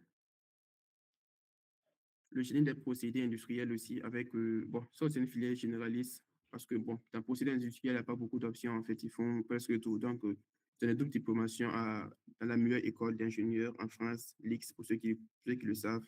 Il y a aussi UTM. OK, je vais aussi, voilà, parler du forum parce que j'ai vu qu'il y a un autre panéliste qui a parlé aussi de leur forum pour l'INSIAS. Le forum EMI Entreprise, c'est le plus grand forum de type école entreprise ici au Maroc, qui est sous le haut patronat de Sa Majesté. Et le forum, c'est quoi? C'est une grande activité durant laquelle c'est ouvert en fait à tout le monde, à tous les étudiants. Vous venez et ça va vous aider en fait à avoir les stages parce que vu que l'EMI c'est une grande école, ils invitent en fait pas mal d'entreprises. L'année passée, par exemple, il y avait plus de 190 entreprises qui ont participé. Donc, vous venez, voilà, vous présenter dans les entreprises, vous demandez les stages et tout ça. Donc, pour ceux qui seront à la recherche de stages ou bien d'opportunités de travail, en tout cas, c'est une belle opportunité. Cette année aussi, ça sera la 32e édition. Donc, voilà, restez informés. Vous allez voir, ils vont publier ça dans peu sûrement. Donc, et venez participer, vous allez voir que ça sera une très grande expérience. OK, maintenant je vais parler du concours d'entrée à l'école Mohammedia d'ingénieurs. Il faut savoir d'abord que le concours s'organise en coopération avec l'école centrale CASA. C'est un concours commun entre l'EMI et l'école centrale CASA. Donc, je vais vous donner les informations. C'est principalement basé en fait sur ce qui a été dit l'année passée en fait. Donc, c'est comme ce que le premier panéliste a dit. Il faut pas en fait, bon, ce sont les informations de l'année passée. Il se peut qu'ils changent en fait. Maintenant, on vous donne les informations qu'on a déjà. Donc, il ne faut pas après aussi dire que voilà, on nous a promis ceci, ok, c'est pas ça. Donc, on va vous donner les informations à partir de ce qu'on a publié les années précédentes. Donc, l'année passée, le concours a eu lieu le jeudi 17 juillet 2025 à l'école Mohamed d'ingénieurs. OK, ceux qui sont autorisés à passer le concours, c'est ceux qui ont un 2 ou bien un 2 Donc, les filières acceptées, c'est comme ce que j'ai cité ici, c'est SMA, SMI et aussi MIP. Bon, actuellement, on voit qu'il y a un peu d'options comme quoi génie mathématique, génie physique. Bon, parce que MIP, là, c'est l'ancien système, en fait. Donc, ne vous inquiétez pas. Tant que vous sortez d'une FST que vous avez un DUST ou bien sortez d'une FS que vous avez un DUC, si vous venez déposer, en fait, si vous respectez en tout cas les conditions qu'on va voir bientôt, vous allez être présélectionné et puis vous aurez l'opportunité de compétir. Il y a aussi la licence. Ceux qui ont une licence aussi peuvent, bien sûr, déposer leur dossier avec aussi quelques conditions, bien sûr, qu'on va voir. OK, voici, parlant de conditions, voici les conditions qui sont là. Donc, l'année passée, pour ce qui concerne DUC, côté droit, côté droit de l'écran, il y a, bon, fait titulaire d'un DUC, promotion, ouais, de l'année en cours, en fait. Il faut aussi avoir obtenu son baccalauréat en 2023 pour l'année passée. Donc, sûrement pour cette année, il faut avoir obtenu le baccalauréat en 2024. Il faut avoir aussi le moyenne des 4 semestres supérieurs ou égal à 13 et de telle sorte qu'aucun semestre ne soit inférieur à 12. Donc, si vous avez déjà voilà, votre premier semestre qui a une note inférieure à 12, bon, c'est pas la peine. Bon, vous pouvez néanmoins déposer, mais vous savez déjà que vous êtes déjà éliminé, en fait. Donc, parce que c'est une école d'excellence, donc on pire vraiment ceux qui ont de très bonnes moyennes, en fait. Donc, le diplôme doit être obtenu également en 4 semestres. Ça veut dire que si vous avez fait un retard et que vous avez obtenu votre diplôme, même si vous avez fait de moyenne, si vous avez obtenu en plus de 4 semestres, c'est pas aussi vraiment la peine de vous fatiguer. On ne va pas vous dire de ne pas déposer, mais néanmoins, ça sera un peu compliqué. La condition d'âge aussi s'impose. L'âge doit être inférieur à 22 ans pour les titulaires en fait, du 2 que du 2. Et pour ce qui concerne la licence, voici les informations qui sont là. C'est à peu près la même chose, avec à peu près les mêmes conditions. Je ne vais pas essayer de répéter, vu que vous aurez le document, vous pourrez lire en fait. OK, donc pour le concours également, l'année passée, ils ont présélectionné 300 personnes, si je ne me trompe pas, autour de 300 pour la présélection. Et après, ils ont retenu juste 20 personnes sur la liste principale et 10 personnes sur la liste d'attente, en fait. Donc, le concours est très, très, très sélectif. Ça fait partie des concours les plus durs, pour ne pas dire le plus dur. En tout cas, vu que moi, j'ai passé beaucoup de concours, je sais de quoi il s'agit. Concours le plus dur, en fait. Donc, ça nécessite quand même une préparation vraiment sérieuse. Et pour le concours, on compte uniquement les mathématiques et puis la physique. Donc, les mathématiques, c'est, bon, chaque épreuve, c'est 3 heures. Vous allez d'abord composer les mathématiques dans la matinée, ensuite, il y a une petite pause et aussi la physique dans la soirée. Donc, ça compte pour 50% chaque épreuve. Le calendrier, bon, la période d'inscription, ça, c'était l'année passée, en fait. La période d'inscription, c'était en juin. Bon, je ne vais pas m'attarder, en fait, sur ça. Il y a eu aussi l'inscription en ligne, bien sûr. Tout s'est fait en ligne. Et aussi pour les mathématiques, bon, pour la préparation des concours, bien sûr, il faut à la fin de la présentation, je vais vous présenter en fait les sites là où vous pouvez peut-être avoir les anciens sujets. Pour ce qui concerne les corrections, ça peut être un peu compliqué, mais néanmoins, je vous partagerai aussi d'autres opportunités dans lesquelles vous pouvez peut-être voilà, suivre des cours d'appui pour avoir ces corrections en fait. Parce que généralement, les corrections qui sont en ligne, ce n'est pas complet, ce n'est pas lisible. Bon, c'est un peu ambigu en fait. Et pourtant, généralement, pour préparer les concours de l'IMI, il faut se baser en fait sur les anciens concours en fait et comprendre, on n'est pas de booster les anciens concours, mais aussi surtout comprendre les classiques, surtout les classiques, parce que c'est niveau prépa. Vous avez beau faire les mathématiques ou bien la physique à la FST, sachez bien que ce que vous avez fait là, c'est juste un petit minimum en fait, parce que ce qu'on envoie là, c'est totalement un autre level. Il ne faut pas vous baser en fait uniquement sur ce que vous avez vu à la FST et venir penser le ici. Ça peut être vraiment compliqué. Tu as beau être intelligent, il y a des sujets là, il faut les avoir déjà vus ou bien voilà, avoir déjà compris le concept ou bien les astuces pour pouvoir le traiter. Là, je ne vais pas vous mentir parce que je me suis préparé assez, j'ai vu de quoi il s'agissait. Honnêtement, je savais que je suis naïf, je ne m'étais pas préparé et que je m'étais uniquement basé sur, voilà, sur ce que j'ai vu à la faculté, même si j'avais 18 mois à la faculté, ça n'allait pas vraiment m'aider en fait à avoir ce concours-là. Il y a beaucoup d'autres paramètres qu'il faut prendre en compte. OK, bon, maintenant, moi, je vais vous parler maintenant de ma propre expérience. Vu que j'ai eu quand même à passer pas mal de concours, j'ai beaucoup de choses à vous dire et je pense que c'est le plus important. Donc, j'aimerais commencer par la phrase de Nelson Mandela que j'aime bien.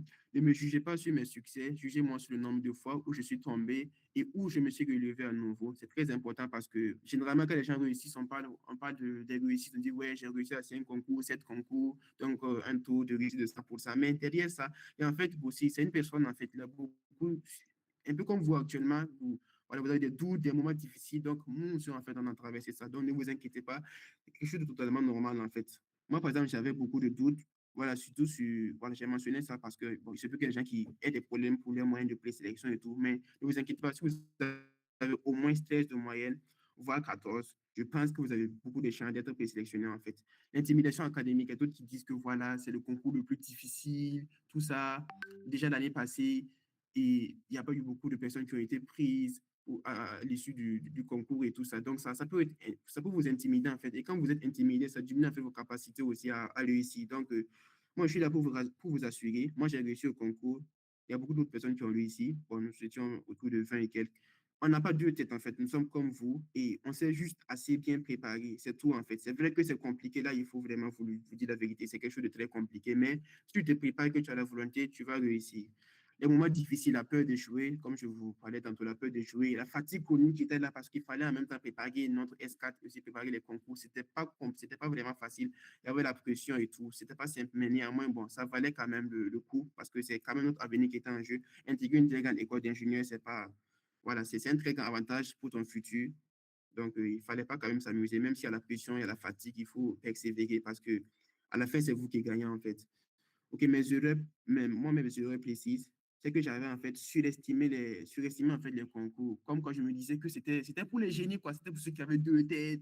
Et pourtant, bon, j'ai réussi quand même pourtant. Bon, avec beaucoup de travail, tu vas voir que c'est pas vraiment quelque chose de sorcier. La méthodologie de travail, au début, moi, je n'avais pas vraiment une bonne méthodologie, mais à la fin, je me suis rendu compte qu'il fallait bien s'organiser et je vais vous partager d'autres opportunités, peut-être des cours d'appui que vous pouvez peut-être aller suivre, c'est payant, qui vont permettre quand même d'avoir une très bonne méthodologie de travail. C'est très important. Le découragement, il ne faut pas se décourager, que ce soit pour une présélection que vous n'avez pas eu ou bien pour un concours que vous n'avez pas eu au cours de la période des concours. Il ne faut pas vous décourager pour continuer en fait pour les autres concours aussi. Le choix des filières, la sous-information, bon, ça c'est très important. La sous-information, c'est capital. Par exemple, si vous n'êtes pas informé, vous ne serez pas suffisamment motivé pour aller passer un concours. Donc, c'est déjà très bien que vous soyez connecté, que vous couriez en fait, vous alliez en fait vers l'information. C'est très important. Je pense que c'est déjà une très bonne étape de votre réussite en fait, qui est là. Donc, je vous félicite déjà pour cette petite réussite. OK, on va continuer. OK, préparer efficacement les concours, ma stratégie. Donc, il faut savoir que le concours, ça se prépare à quel moment? Je dis que ça se prépare le plus tôt possible. Et j'aime bien cette formule mathématique que j'ai que j'ai vue à quelque part, en fait, qui dit que la somme et des efforts allant de la première année jusqu'au jour du concours, c'est ça qui donne en fait le succès. Donc, le concours, il faut savoir que vous avez commencé à préparer le concours depuis votre première année, depuis votre voilà, première année à la faculté des sciences et techniques, vous avez commencé à préparer le concours. Donc, ne vous en faites pas, si vous continuez à bien préparer, ça va normalement aller. Maintenant, les erreurs à éviter avant, pendant et après le concours. Votre choix de filière et d'école est très radical. Ouais. Votre choix de filière et d'école et puis le fait d'être très radical, c'est une erreur aussi parce qu'il faut s'informer sur les écoles que vous voulez vraiment. Savoir c'est quoi le précis. Bon, c'est quoi en fait votre avantage à intégrer une telle école. Par exemple, l'EMI, c'est une grande école. Quels sont les avantages en fait, à intégrer l'EMI? Quels sont les avantages à intégrer, par exemple, l'NCIAS, ainsi de suite en fait. Et les gens, par exemple, c'est après le concours qu'ils ont appris ça. Et le fait d'apprendre ça avant le concours, ça peut vous motiver en fait à aller vers une école. Donc, ça, c'est très intéressant. Le découragement aussi, il ne faut pas se décourager. Il peut y avoir des moments difficiles. Nous tous, on a eu des moments difficiles. Moi, particulièrement, à un certain moment donné, c'était compliqué. J'étais fatigué, je me cherchais. Mais bon, je n'ai pas découragé et puis ça paye. Donc, je suis content. Le manque de confiance en soi, ayez confiance en vous-même.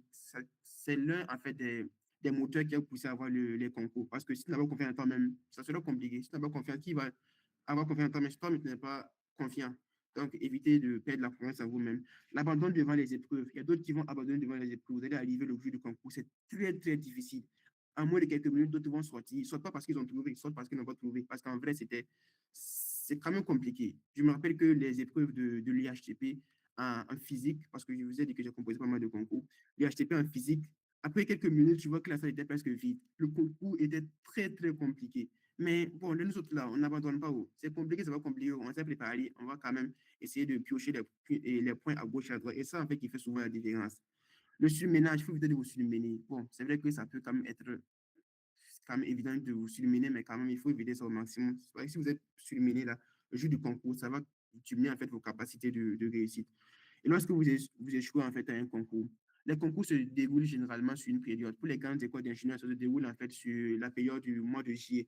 Et donc, bon, il y a beaucoup de concours qui s'enchaînent en fait. Il se peut que vous échouez à un concours, alors que le lendemain, vous devez composer un autre concours en fait. Donc, il ne faudrait pas vous attarder en fait sur votre échec. Il faut aller rapidement parce que le temps est en train de s'écouler. Les meilleures astuces pour réussir. OK, comment j'ai préparé le S3 et le S4? Bon, je vous ai déjà parlé un peu de ça. Suivez une préparation structurée. À la fin, je vais vous donner en fait quelques exemples en fait de cours d'appui en fait que vous pouvez suivre en fait. C'est payant, je vous dis déjà, c'est payant que vous pouvez suivre en fait et puis bien être préparé. La prise de notes intelligente. Bon, moi particulièrement quand je suivais les cours d'appui et tout, je prenais des notes, j'essayais de faire Monsieur des Sidan, fiches de révision. Oui. oui, essaie de terminer en 2 minutes pour laisser le temps pour les questions. Voilà, bon, comme OK. on va envoyer la présentation après, les gens auront le temps de fouetter ça pour avoir le plus d'informations. OK, OK, il y a Merci. pas de problème, il y a pas de Mhm. problème. Donc, je vais essayer de continuer rapidement. Ça, c'était une présentation des écoles d'ingénieurs que je vous avais préparées. Ça, c'était les grandes écoles d'ingénieurs. Bon, généralement, les plus grandes écoles, le top, top, quoi. Voilà, je ne vais pas essayer de faire de commentaires. Je vais essayer de continuer. Il y a aussi le réseau des ENSAM qui est là, les trois ENSAM, Rabat, Casa et puis Meguines. Il y a les ENSA qui sont là. Il y a, je pense qu'on a toutes 11 ENSA où vous allez trouver les informations. Il y a aussi le réseau des FSD qui propose des cycles ingénieurs. Ça, vraiment, bon, je dirais que ça peut être le dernier recours quand même, parce que généralement, il faut essayer de viser les grandes écoles d'ingénieurs ou bien les ENSA ou bien les ENSA. Il y a aussi d'autres grandes écoles qui sont là, et comme quoi l'ENIAD, et l'NCSD, il y a l'École nationale supérieure de la chimie, aussi l'ENSET. OK, les liens utiles, là, je vais vous partager les liens dans le groupe pour que vous puissiez essayer de voir les anciens sujets et tout. Donc, je vous disais que je vais vous présenter des cours d'appui. Ça, c'est le cours d'appui que moi j'ai suivi. J'ai trouvé qu'il était très, très intéressant. Quand je vais vous partager, vous pourrez peut-être voilà, aller appeler sur ce numéro. Il va vous donner les informations pour, voilà, pour participer, en fait. Et je vous le conseille vivement. En tout cas, si vous avez l'argent pour participer, n'hésitez pas. Allez-y. Aussi d'autres cours, bien sûr. Il y a ce cours, en fait. Ça, c'est un aîné aussi de l'école Mohamed qui l'organise. Donc, vous pouvez essayer de vous approchez en fait de lui pour avoir les informations. Et ça, c'est un cours que je suis aussi pour préparer en fait ce qu'on appelle la physique. C'était surtout pour les écoles comme les ENSAM et les ENSET, bon, ceux qui préparent généralement un QCM en fait au niveau de la physique. C'était très intéressant. J'ai beaucoup aimé, voilà pourquoi je vous le partage. OK, donc je vais conclure avec cette phrase. Votre pouvoir est dans la discipline, en fait. Donc, il faut que vous reteniez cette phrase. Les concours ne sont pas réservés aux génies, ils sont réservés aux disciplinés. Et la discipline, ça s'apprend. Donc, chacun d'entre vous a le potentiel de réussir. Ce n'est pas une question d'intelligence innée, mais de travail constant, de stratégie et de résilience. Cultivez cette discipline, croyez en votre capacité à apprendre et à vous adapter, et vous ouvrirez les portes de toutes les opportunités. Alors, je vous souhaite à tous et à toutes un succès éclatant dans vos projets futurs et surtout, n'abandonnez jamais. Merci beaucoup, j'ai fini ma présentation. Merci bien, Sidoine, pour cette très, très belle présentation. Comme il a si bien dit et les deux panélistes l'ont également dit, euh, si tous les anciens ont réussi, bon, vous aussi, vous pouvez le faire. Donc, vraiment, je trouve la présentation très détaillée et voilà, après, elle vous sera envoyée pour que vous puissiez voir non seulement les écoles, pour être un peu, voilà, orienté. Donc, ce que moi, je tiens vraiment à ajouter, c'est qu'il faut savoir que les grandes écoles, c'est-à-dire l'EMI, l'ENSET, Centrale Casablanca, École nationale supérieure des mines, ce sont des écoles qui proposent le concours très tôt. Très tôt, c'est pour dire à partir du mois de juillet. Voilà, je me rappelle, l'école des mines, la plupart du temps, c'est le 11 à partir du 11 juillet, comme ça. Donc, vous voyez que vous finissez le S4, vous n'avez même pas le temps voilà, de vous préparer. Donc, c'est vraiment l'occasion de commencer tôt, voilà, et préparer, parce que si vous voulez vraiment composer les concours des grandes écoles, n'attendez pas. Voilà, si vous attendez, vous aurez vos yeux pour pleurer. Voilà, donc, en tout cas, vous commencez dès à présent les anciens sujets, essayez d'abord de voir la forme du concours, parce que tu ne peux pas préparer quelque chose si tu ne sais pas comment ça va se passer en fait. Il faut d'abord savoir comment les sujets se présentent, voilà, pour commencer à préparer. Voilà.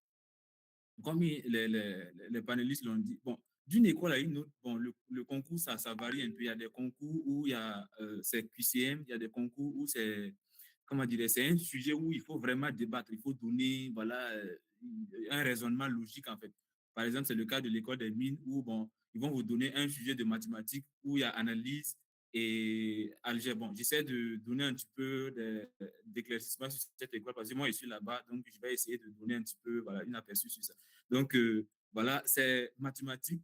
Mathématiques, c'est 3 heures. Analyse, algèbre. Donc, ils ne rigolent pas, en fait. Voilà, c'est un vrai sujet, en fait. Donc, il faut une bonne préparation. Et physique également, ils vont amener un sujet de 3 heures où il y a thermodynamie, il y a mécanique de points, mécanique de solide. C'est-à-dire, tous les cours sont permis là-bas. Voilà. Donc, il faut avoir une préparation vraiment solide pour, voilà.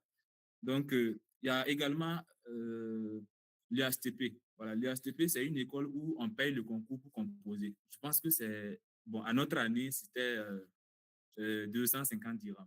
Donc, bon, ceux qui sont intéressés vont voir sur le site, on dit qu'on paye. Donc, ce n'est pas de l'arnaque.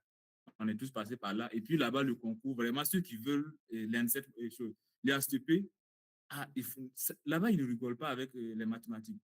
Les mathématiques, la physique, je pense que et quand nous, on a fini de composer, on est sorti, on rigolait. Il y a un Guinéen qui a dit que, bon, moi, j'étais là, je défendais mes 250, sinon, ce n'est pas le concours que je voulais maintenant. Parce qu'on a amené l'épreuve de mathématiques, c'est-à-dire un problème de 40 points. On ne savait même pas par où commencer. Voilà. En fait, c'est décevant. Et surtout, c'est les premiers concours, en fait. Ton premier concours, tu pars, tu prends le sujet, un sujet de 40 points, toi, tu n'as même pas eu un point. Bon, le soir, on était, disons, 250 à être présélectionnés. La matinée, on était tous là, mais le soir, l'épreuve de physique, bon, ceux qui étaient venus ne dépassaient pas 50. Mais ce n'est pas le lieu de se décourager, en fait. C'est ça même qui donne l'opportunité de. Voilà. Donc, quand c'est dur, seuls les durs avancent.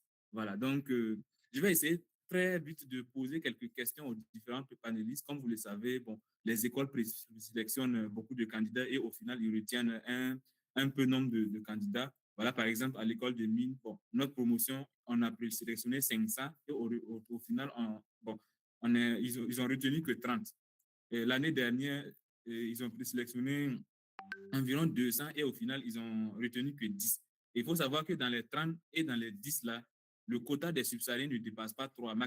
Chaque année, ils ne prennent que maximum 3 candidats subsahariens. Voilà, donc, c'est-à-dire qu'il faut être parmi les 30 retenus et il faut être parmi les 3 premiers subsahariens, en fait. Donc, vous voyez, c'est très sélectif. Pour les grandes écoles, le concours est très sélectif. Donc, si vous voulez vraiment être parmi voilà, les retenus, c'est le moment voilà, de commencer à voir de gauche à droite. Ce n'est pas pour dire que c'est difficile. Non, ce n'est pas difficile. Si on connaît, si on se prépare déjà pour ça, là, voilà, vous allez voir que c'est facile. Donc, pour essayer de poser un peu les questions pour genre, relaxer les gens, la première question s'adresse à tous les 3 panélistes. Voilà. Bon, c'est pas, ils avaient déjà répondu à ça, mais je vois qu'il y a des retardateurs. Et combien de personnes sont sélectionnées par année? Bon, d'une école à une autre, c'est un peu différent. Il y a des écoles qui sélectionnent par filière et il y a des écoles qui sélectionnent en tout. Par exemple, chez nous, à l'école des mines, on vous sélectionne par tout. Et tout le monde est sélectionné. Et bon, si tu veux composer le concours, il n'y a pas à choisir une filière. C'est quand tu finis de composer, tu es admis. Maintenant, quand on vous envoie les filières et vous choisissez. Donc, bon, d'une école à une autre, c'est différent. Donc, les panélistes vont essayer d'éclairer un peu. Voilà, s'ils ont d'autres trucs à ajouter. Voilà, combien sont présélectionnés par année et combien sont retenus à la fin. Ça, c'est pour donner un petit peu une idée à nos différents candidats, voilà, d'avoir une idée de combien, voilà, le quota et tout. Donc, si Saint-Pouré est avec nous, il peut donner un petit peu une idée voilà, en 1 minute, moins d'1 minute.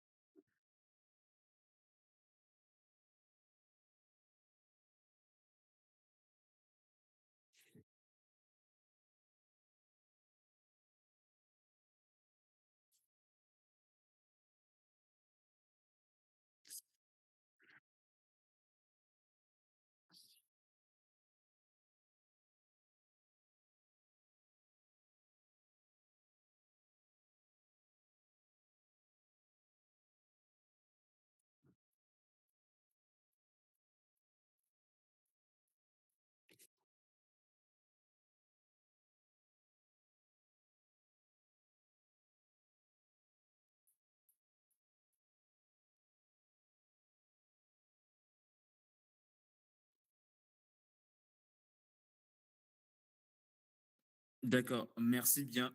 Et bon, ne, ne soyez pas paniqués de ces chiffres, hein, voilà. Bon, ça a toujours été comme ça, mais vous allez, bon, à la fin, vous allez voir que, bon, il y a des gens qui ont eu 6 concours, il y a des gens qui ont eu 7 concours. Bon, moi, personnellement, moi, j'ai composé mon premier concours à l'école des mines. Le lendemain, je suis allé composer à l'IHTP et voilà, les résultats sont sortis. J'ai eu mon premier concours. Donc, bon, ne dites pas que, voilà, et les chiffres sont vraiment.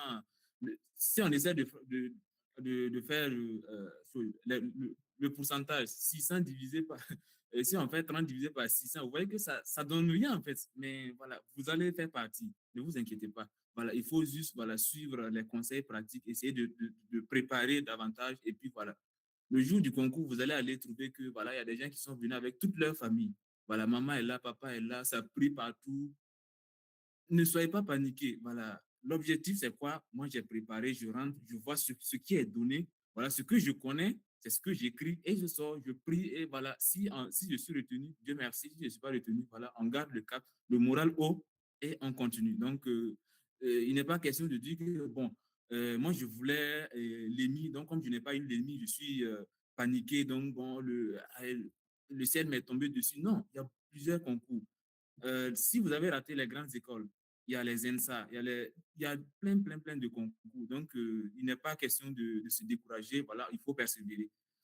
Donc, pour la dernière, bon, une deuxième question, pour postuler au concours, il y a des écoles qui exigent, voilà, tu remplis le formulaire et après avoir rempli le formulaire, tu dois tirer le formulaire, aller dans ton école, ils vont tamponner et tu vas revenir maintenant scanner le formulaire, mettre avec les différentes informations, les relevés. Comme monsieur Marcelin l'a dit, il y a des gens qui ont été rejetés parce qu'ils ont mis des fausses informations.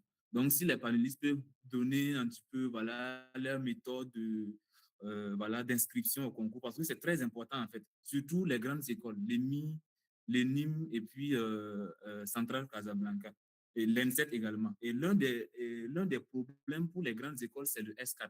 Voilà, parce que la plupart des FST, nous qui sommes des FST, c'est compliqué d'avoir le S4 à temps. Donc, tu vas voir que l'N7 Mohamedia va lancer, ils exigent le S4 en fait. Si c'est l'ENIM, eux, ils n'exigent pas le S4, mais d'autres exigent le S4, notamment l'N7 Mohamedia. Donc, souvent, c'est un peu compliqué. Voilà, mais bon, je pense que ceux qui s'imposaient de donner peuvent vous donner encore plus d'éclaircissement là-dessus. Donc, bon, chaque panéliste a 10 secondes pour donner une petite explication sur comment s'inscrire au concours, ce qui est très important d'ailleurs.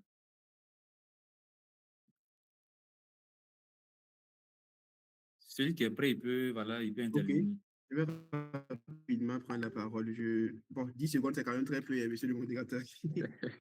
Ok, pour ce qui concerne ce cas, effectivement, c'est vrai parce que j'ai été une victime palpable en fait de ça parce que je venais d'une FST dans laquelle on avait fini en retard, on n'avait pas notre S4 qui était là. Moi, particulièrement, ça m'a empêché d'aller composer certains concours, comme par exemple l'ENIM. L'ENIM, par exemple, ne m'a pas présélectionné à cause d'S4 et puis aussi à cause de justement le document qu'il fallait aller faire signer au niveau de l'administration. Moi, j'allais faire signer mon document, mais sauf que le vice-doyen, il a mis son cachet et a oublié de mettre sa signature. Et figurez-vous, à cause de cette erreur de vice-doyen, je n'ai pas pu composer le concours. Mais heureusement, bien sûr, bon, ça ne me tenait pas vraiment à cœur de composer le concours. En fait, je ne suis pas allé négocier, donc je suis allé juste composer. J'avais déjà réussi à l'aimer, en fait, donc ça ne me tenait plus vraiment à cœur.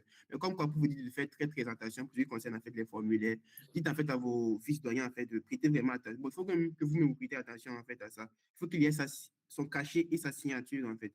Pour le S4, effectivement, je n'ai pas pu composer, par exemple, l'N7 Mohamed à cause parce que je n'avais pas mon S4 qui était là. J'ai écrit beaucoup de lettres, même dans les ENSA.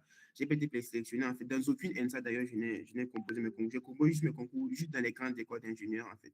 Pas juste parce que je n'avais pas mon S4, en fait, qui était là. Chaque fois, à la page du S4, on était obligé d'écrire une lettre comme quoi, vraiment, la faculté des sciences et techniques de la Chine n'a pas encore expliqué, en fait. Donc, bon, je ne sais pas si vous avez la chance d'être dans les facultés dans lesquelles vous finissez à temps, vraiment, c'est une très grande chance, il faut la saisir.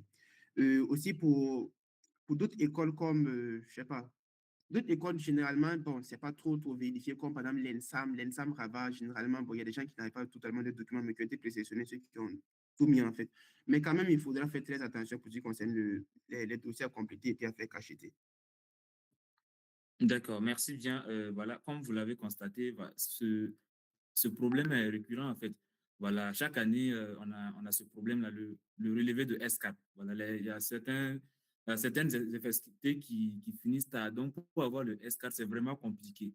Voilà, donc, pour la petite expérience, bon, à notre année, pour l'I7 Mohamedia, bon, nous, on avait écrit des lettres. Mais il faut savoir qu'actuellement, c'est un peu, bon, avec l'IA, bon, les plateformes sont un peu, voilà, c'est automatisé en fait. C'est soit ton diplôme, ton dossier est complet, accepté, sinon rejeté. Donc, vous voyez, s'il manque un seul document seulement, c'est susceptible d'être rejeté très vite en fait. Donc, cherchez le mieux à trouver tous les documents et surtout ne mentez pas sur les documents en fait. Voilà. Et surtout aussi, il faut avoir des documents scannés clairs. Si votre téléphone n'a pas une bonne caméra, il faut chercher une bonne caméra parce que c'est une concurrence en fait. Comment dire, c'est une compétition, je vais dire. Voilà, donc il faut que tous les documents demandés soient authentiques, bien clairs, visibles et tout. Voilà, sinon vous risquez d'être mis à l'écart. Pourtant, vous avez une bonne moyenne. Moi, je connais quelqu'un qui n'a pas été présélectionné à l'ENSAM Rabat parce que, bon, les dossiers qu'il a envoyés, ce n'était vraiment pas clair et tout. Donc, ça, c'est un aspect vraiment très important pour voilà, les concours. Donc, je ne sais pas si quelqu'un d'autre, les panélistes veulent ajouter quelque chose avant de donner la parole aux participants pour les questions. Oui, moi j'aimerais ajouter un truc. Déjà, la question que tu as posée en premier temps, à l'INSEAD, il faut savoir en fait que le nombre de présélectionnés, c'est environ 180. Ça, c'est concernant la qualité déjà des dossiers et tout. Donc, ce sont les meilleurs qu'ils présélectionnent et tout. Et le résultat final, c'est 14 personnes qui seront réparties sur les 9 filières. Mais concernant la licence, déjà, les majors de promo à la faculté, ils sélectionnent près de 30 personnes. Donc, eux, ils ont plus d'avantages. Donc, si vous n'avez pas réussi le concours Bac+2, vous devez charbonner à la licence, être major de promotion pour pouvoir intégrer l'ENSIAS. Ensuite, concernant la procédure de candidature, c'est à travers un formulaire et tout. Donc, dans ce formulaire, ils exigent juste le S1, S2, S3. Ensuite, vous allez faire le choix de vos différentes filières, comme je l'ai dit tantôt. Après, vous allez scanner vos documents et tout. Donc, ils ne vous demandent pas d'aller signer quoi que ce soit auprès de votre établissement et tout. Et donc, mais ici, il y aura une vérification par rapport à ceux qui seront présélectionnés. Donc, tâchez de ne pas quand même, voilà, on peut dire, essayer de jouer les malins. Donc, il faut être réglo et tout. S'il y a un problème, vous envoyez un mail au directeur ou bien au service de la scolarité. Ils vont vous répondre. Généralement, la dame est très répondante et tout. Donc, voilà, c'est un peu ça. D'accord, merci bien. Je pense qu'à présent, on va passer maintenant la parole à l'audience, voilà, pour poser les différentes questions. Donc, je vois déjà des questions sur le chat. Donc, bon, on va prendre, bon, ça va se passer par une question par le chat. Et puis, bon, s'il y a des mails levés, on prend là-bas aussi pour essayer de, voilà, varier un peu. Donc, essayez d'être précis, voilà, le mieux précis sur les questions et adresser-les voilà, aux différents panélistes. Là, comme ça, on va gagner en temps. Donc, voilà, la parole est à vous. Vous pouvez juste lever le doigt pour poser votre question ou même laisser la question voilà, sur le chat. On va la répondre. Merci. Donc, la première main levée, c'est Moïse Tankwano. Donc, vous avez la parole.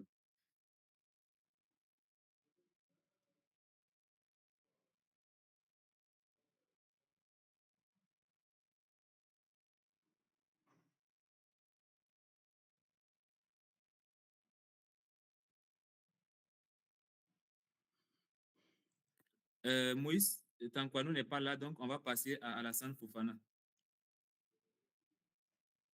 Vous me recevez? Oui, je vous reçois. D'accord. Bonsoir tout le monde, j'espère que vous allez bien. D'abord, merci à tous ceux qui ont pris la parole pour nous expliquer. Ça fait vraiment plaisir d'être pour vos jeunes frères. Moi, je suis en deuxième année de NCG. Bon, j'aimerais, comme les concours que vous dites, vous parlez plus de FST, de ST, des filières tournées plus vers la mathématique, la physique. Et nous, on ne fait pas vraiment ça. Mais j'ai vu que dans l'INTIAS, il y a une filière qui parle de finance. J'ai aussi vu que dans l'EMI, il y a aussi une filière qui est tournée vers finance. J'aimerais donc savoir si les étudiants de l'INTG, comme nous, on n'a pas de diplôme après nos 2 ans, c'est quand même le cas de l'INCG où je suis. Est-ce que je pourrais postuler à un concours de l'INCS ou bien de l'ENI? D'accord, je pense que merci bien d'abord pour cette question. Et je pense que cette question est adressée à Marcelin. Donc, je vais demander aux panélistes de noter les questions qui leur sont adressées. On va prendre 5 questions et puis passer aux différentes réponses. Donc, je demande à Monsieur Marcelin de noter la question. Et voilà, l'autre question, on dit bonsoir, monsieur, j'espère que vous allez bien. Je me nomme Soré Kalourgous, désolé. Je suis à l'ENSA Beni Milal. Je suis dans la classe préparatoire intégrée.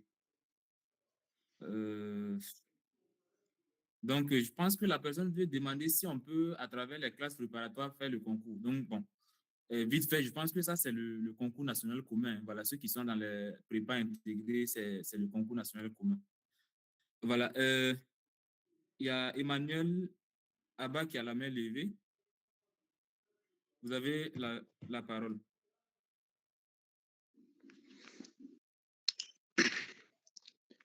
Bonsoir à tous.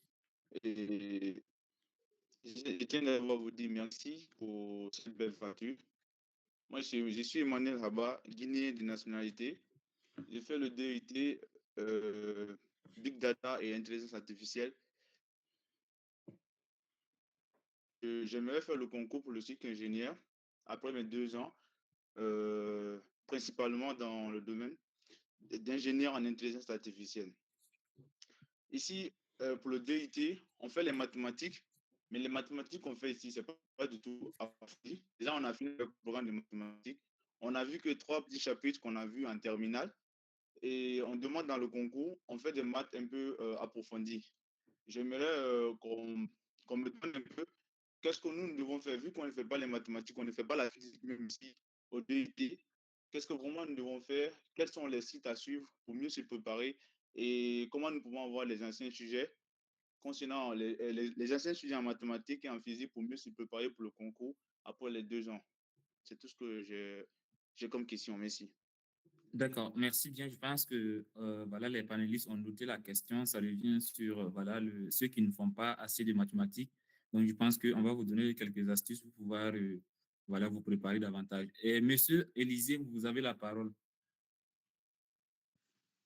Ok, merci beaucoup pour la parole. Bon, pour moi, bonsoir.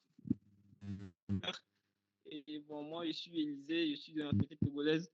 Bon, moi, je suis stagiaire de l'EFPT. Bon, ma question rejoint un peu à la question d'Emmanuel. Du coup, nous, on ne fait pas les maths physiques. On est plus, bon, on est plus spécialisé. Donc, je suis en filière génie technique. Donc, j'aimerais savoir comment moi aussi je peux voilà, me préparer par rapport aux maths et physique.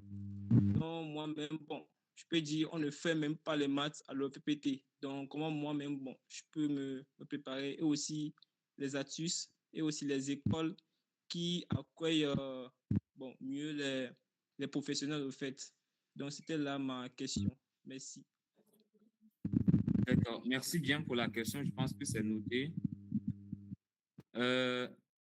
Voilà, donc je pense qu'on va répondre aux différentes questions qui sont posées. En attendant que je lise les questions dans le chat, voilà, et je vais les poser, ne vous inquiétez pas. Donc, voilà, celui qui veut prendre la parole, et je parle des panélistes, vous avez la parole pour répondre aux différentes questions qui sont posées. Bon, moi, je vais répondre à celui qui a parlé de l'ENCG pour pouvoir intégrer les écoles d'ingénieurs. Il faut savoir en fait que pour les ENCG, c'est compliqué, très compliqué. Et en toute sincérité, vous ne pouvez pas accéder au cycle ingénieur. Vous pouvez, bon, tantôt plus ou moins, vous tourner vers l'ISCAIE. Je pense que c'est quand même le top concernant la finance, grade master et tout. Donc, c'est un peu ça. Je connais des personnes qui ont fait l'ENCG, on était ensemble et tout. Et franchement, en toute sincérité, malheureusement, non, c'est pas possible. Maintenant, concernant ceux qui sont en 2UT, bon, moi j'ai fait le 2UT, donc je suis bien placé pour pouvoir vous donner des conseils par rapport à la préparation concernant les mathématiques et la physique. Bon, moi personnellement, lorsque je suis arrivé et tout, en 2000, je crois 21 et tout, on avait des anciens qui nous ont dit que ah, vous pouvez passer les concours après les 2 années et tout. Donc, moi, ce que j'ai fait, c'est que j'ai approché ceux qui sont à la faculté et j'ai essayé de prendre leur programme. Et en fonction de leur programme maintenant, je préparais en fait plus ou moins le cours qu'il faisait. Donc, en parallèle, c'est-à-dire le matin, je passe sur mes cours de voilà, en génie informatique et tout, mais le soir, quand je rentre, en fait, je fais le programme de la fac.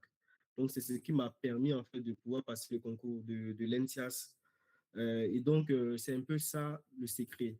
Vous vous approchez de vos amis en fait qui sont à la faculté, prendre les différents cours modules et commencer à préparer dès la première année. N'attendez pas en fait à la deuxième année. Parce que là, quand même, vous accumulez en fait un retard et c'est un peu chaud. Vous compétissez déjà même contre ceux-mêmes qui font déjà les mathématiques et tout. Donc, il faudrait commencer dès la première année. Et voilà. Maintenant, il y a quelqu'un qui parlait de l'OFPPT.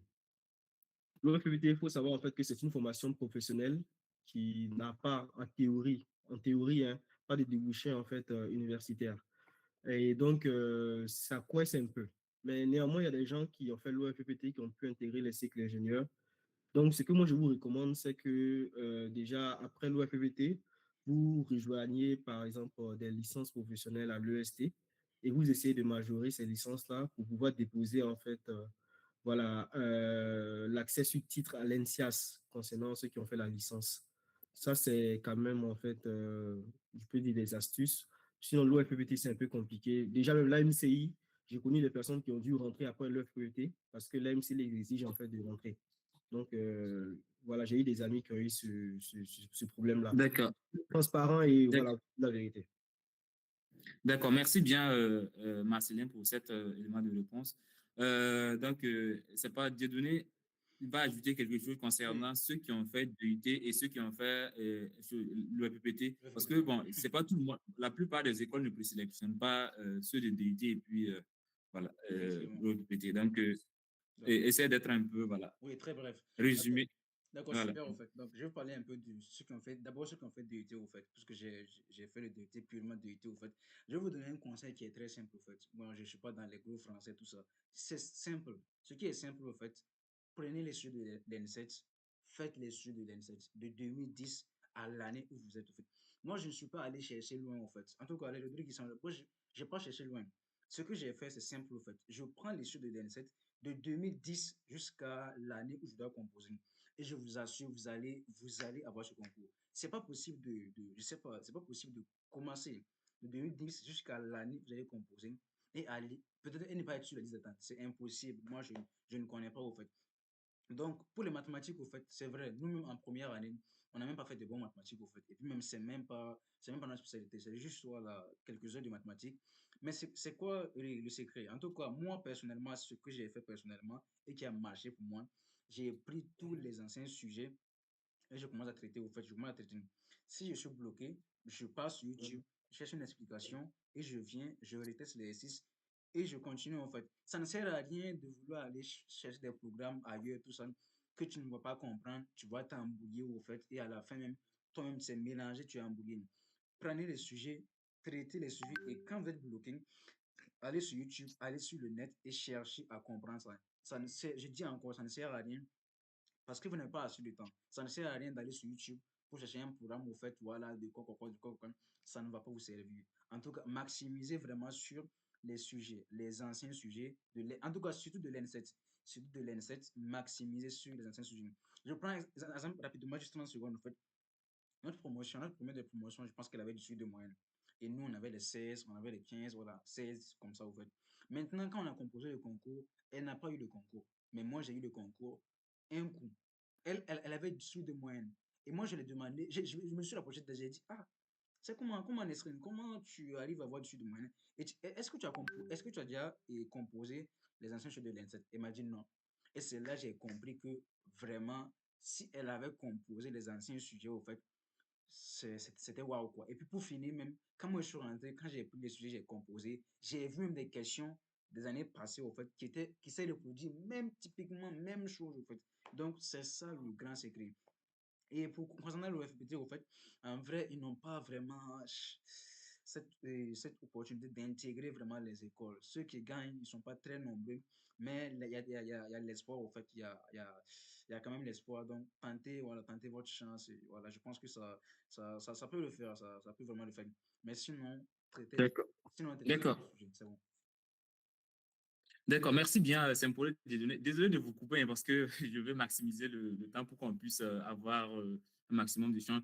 Donc, en fait, bon, pour résumer ça, voilà, les mathématiques, bon, vous avez analyse et algèbre. Donc, vous avez les sujets de analyse 1, voilà, les intégrales, vous avez les matrices en algèbre. Donc, essayez de taper sur YouTube euh, les intégrales ils vont vous donner, ils vont vous donner des exercices à corriger comme ça. Et vous tapez sur les matrices. C'est des petits trucs comme ça qui peuvent faire la différence en fait. Comme Saint-Paul Détourné l'a si bien dit, on n'a pas assez de temps pour entrer, chercher un programme bien détaillé pour comprendre le cours et puis revenir. Donc, vous cherchez des petites vidéos. Bon, pour l'INSET Mohamed, par exemple, si vous tapez sur YouTube les concours de l'INSET Mohamed, ils vont vous sortir des sujets où des gens bon, ont des chaînes où ils traitent les sujets. Donc, c'est à travers ça, en fait.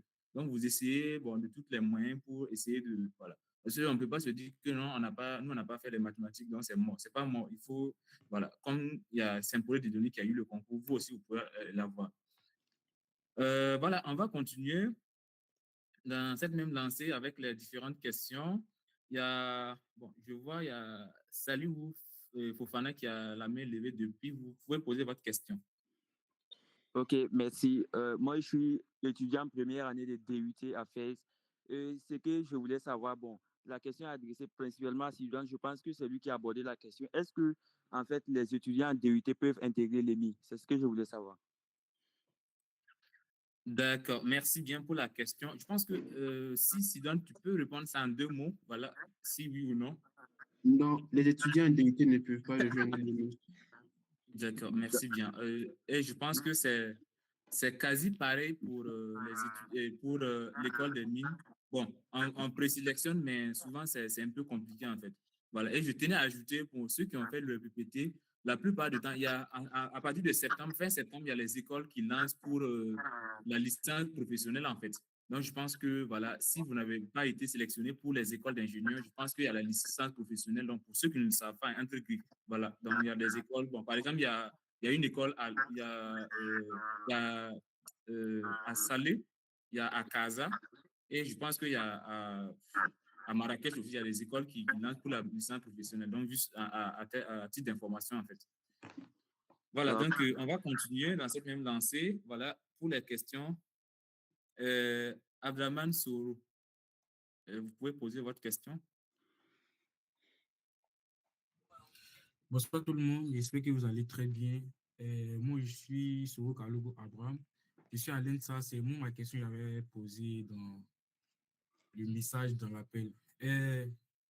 D'après mes recherches, il fait la classe, bon déjà, il fait la classe préparatoire intégrée. Déjà, il ne peut pas intégrer d'autres écoles dès l'intention. Je dois avoir mon diplôme d'abord avant d'intégrer peut-être une autre école si je veux.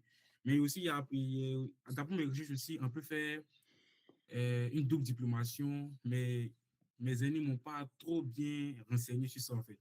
Tu vois, donc ils vont en profiter dans ce call pour pouvoir vous demander, puisque vous êtes plus expérimenté, comment ça peut se passer déjà pour la double diplomation et les dossiers, tout. Puisque c'est en première année, c'est dès la première année qu'on se prépare. Donc, je suis un élève, un étudiant curieux, donc il voulait savoir si vous pouvez me donner plus d'informations sur ça, comment ça se passe et tout. D'accord. Merci bien, Abdraman Souro, pour cette très belle question. Pour la double diplomation, je pense qu'il y a le chargé académique de l'IBM Rabat qui est là et qui suit ces 2 webinaires depuis hier. Donc, il va changer à organiser encore un panel pour consacrer uniquement sur la double diplomation. Donc, on n'a pas assez de temps pour entrer dans les détails, mais bon,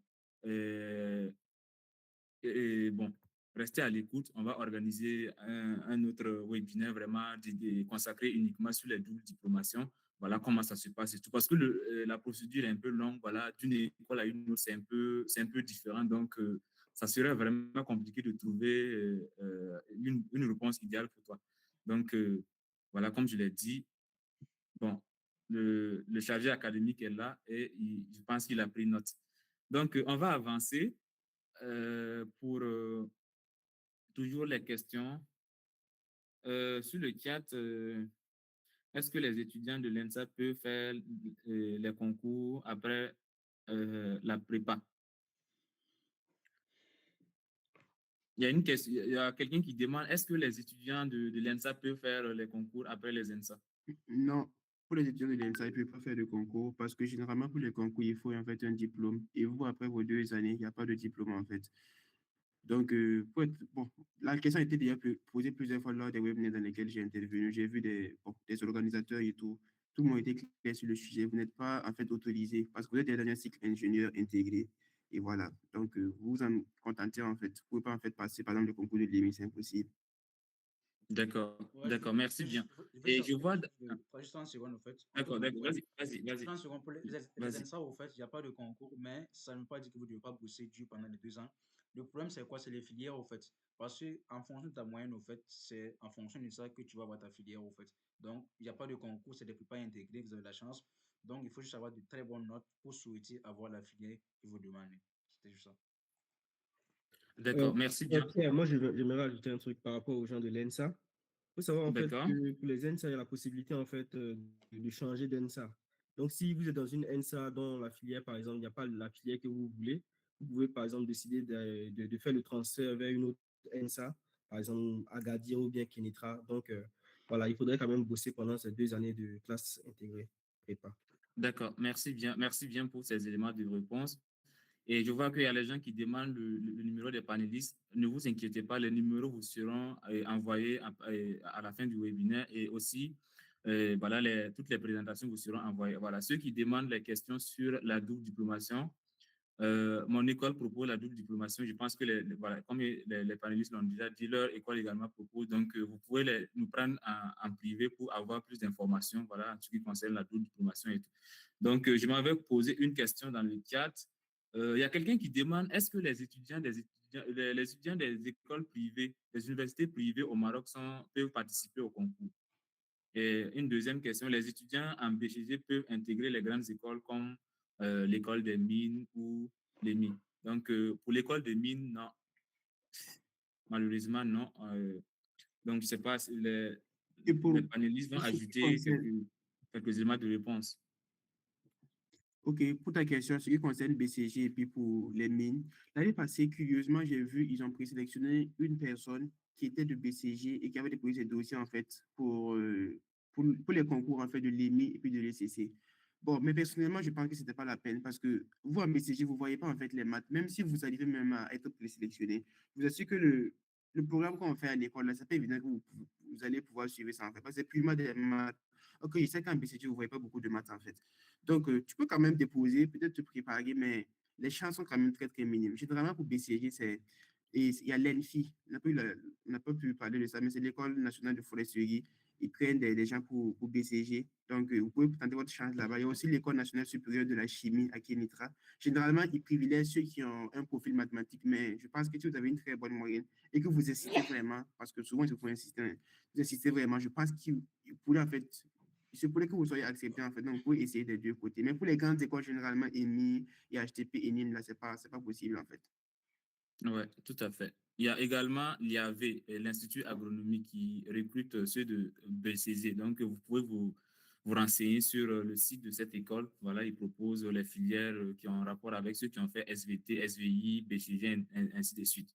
Voilà. Il y a l'autre personne qui demande si les étudiants issus des universités privées sont éligibles au concours.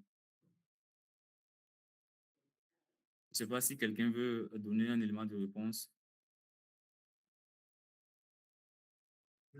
Bon, en fait, ça dépend du diplôme que tu as. Parce que sur les publications pour passer les concours, ils sont assez clairs, en fait. Ils disent, par exemple, il faut avoir un 2 un 2. Maintenant, je ne sais pas. Toi, tu es dans un privé. C'est quel diplôme, en fait, ce privé la donne? Si le diplôme correspond effectivement à la demande, en fait, de l'école, pourquoi pas ne pas déposer? Mais si tu n'as même pas de diplôme à l'occasion de après tes 2 années, ce n'est pas aussi la peine, en fait, d'essayer. Parce que dans tous les cas, tu pourrais même pas déposer.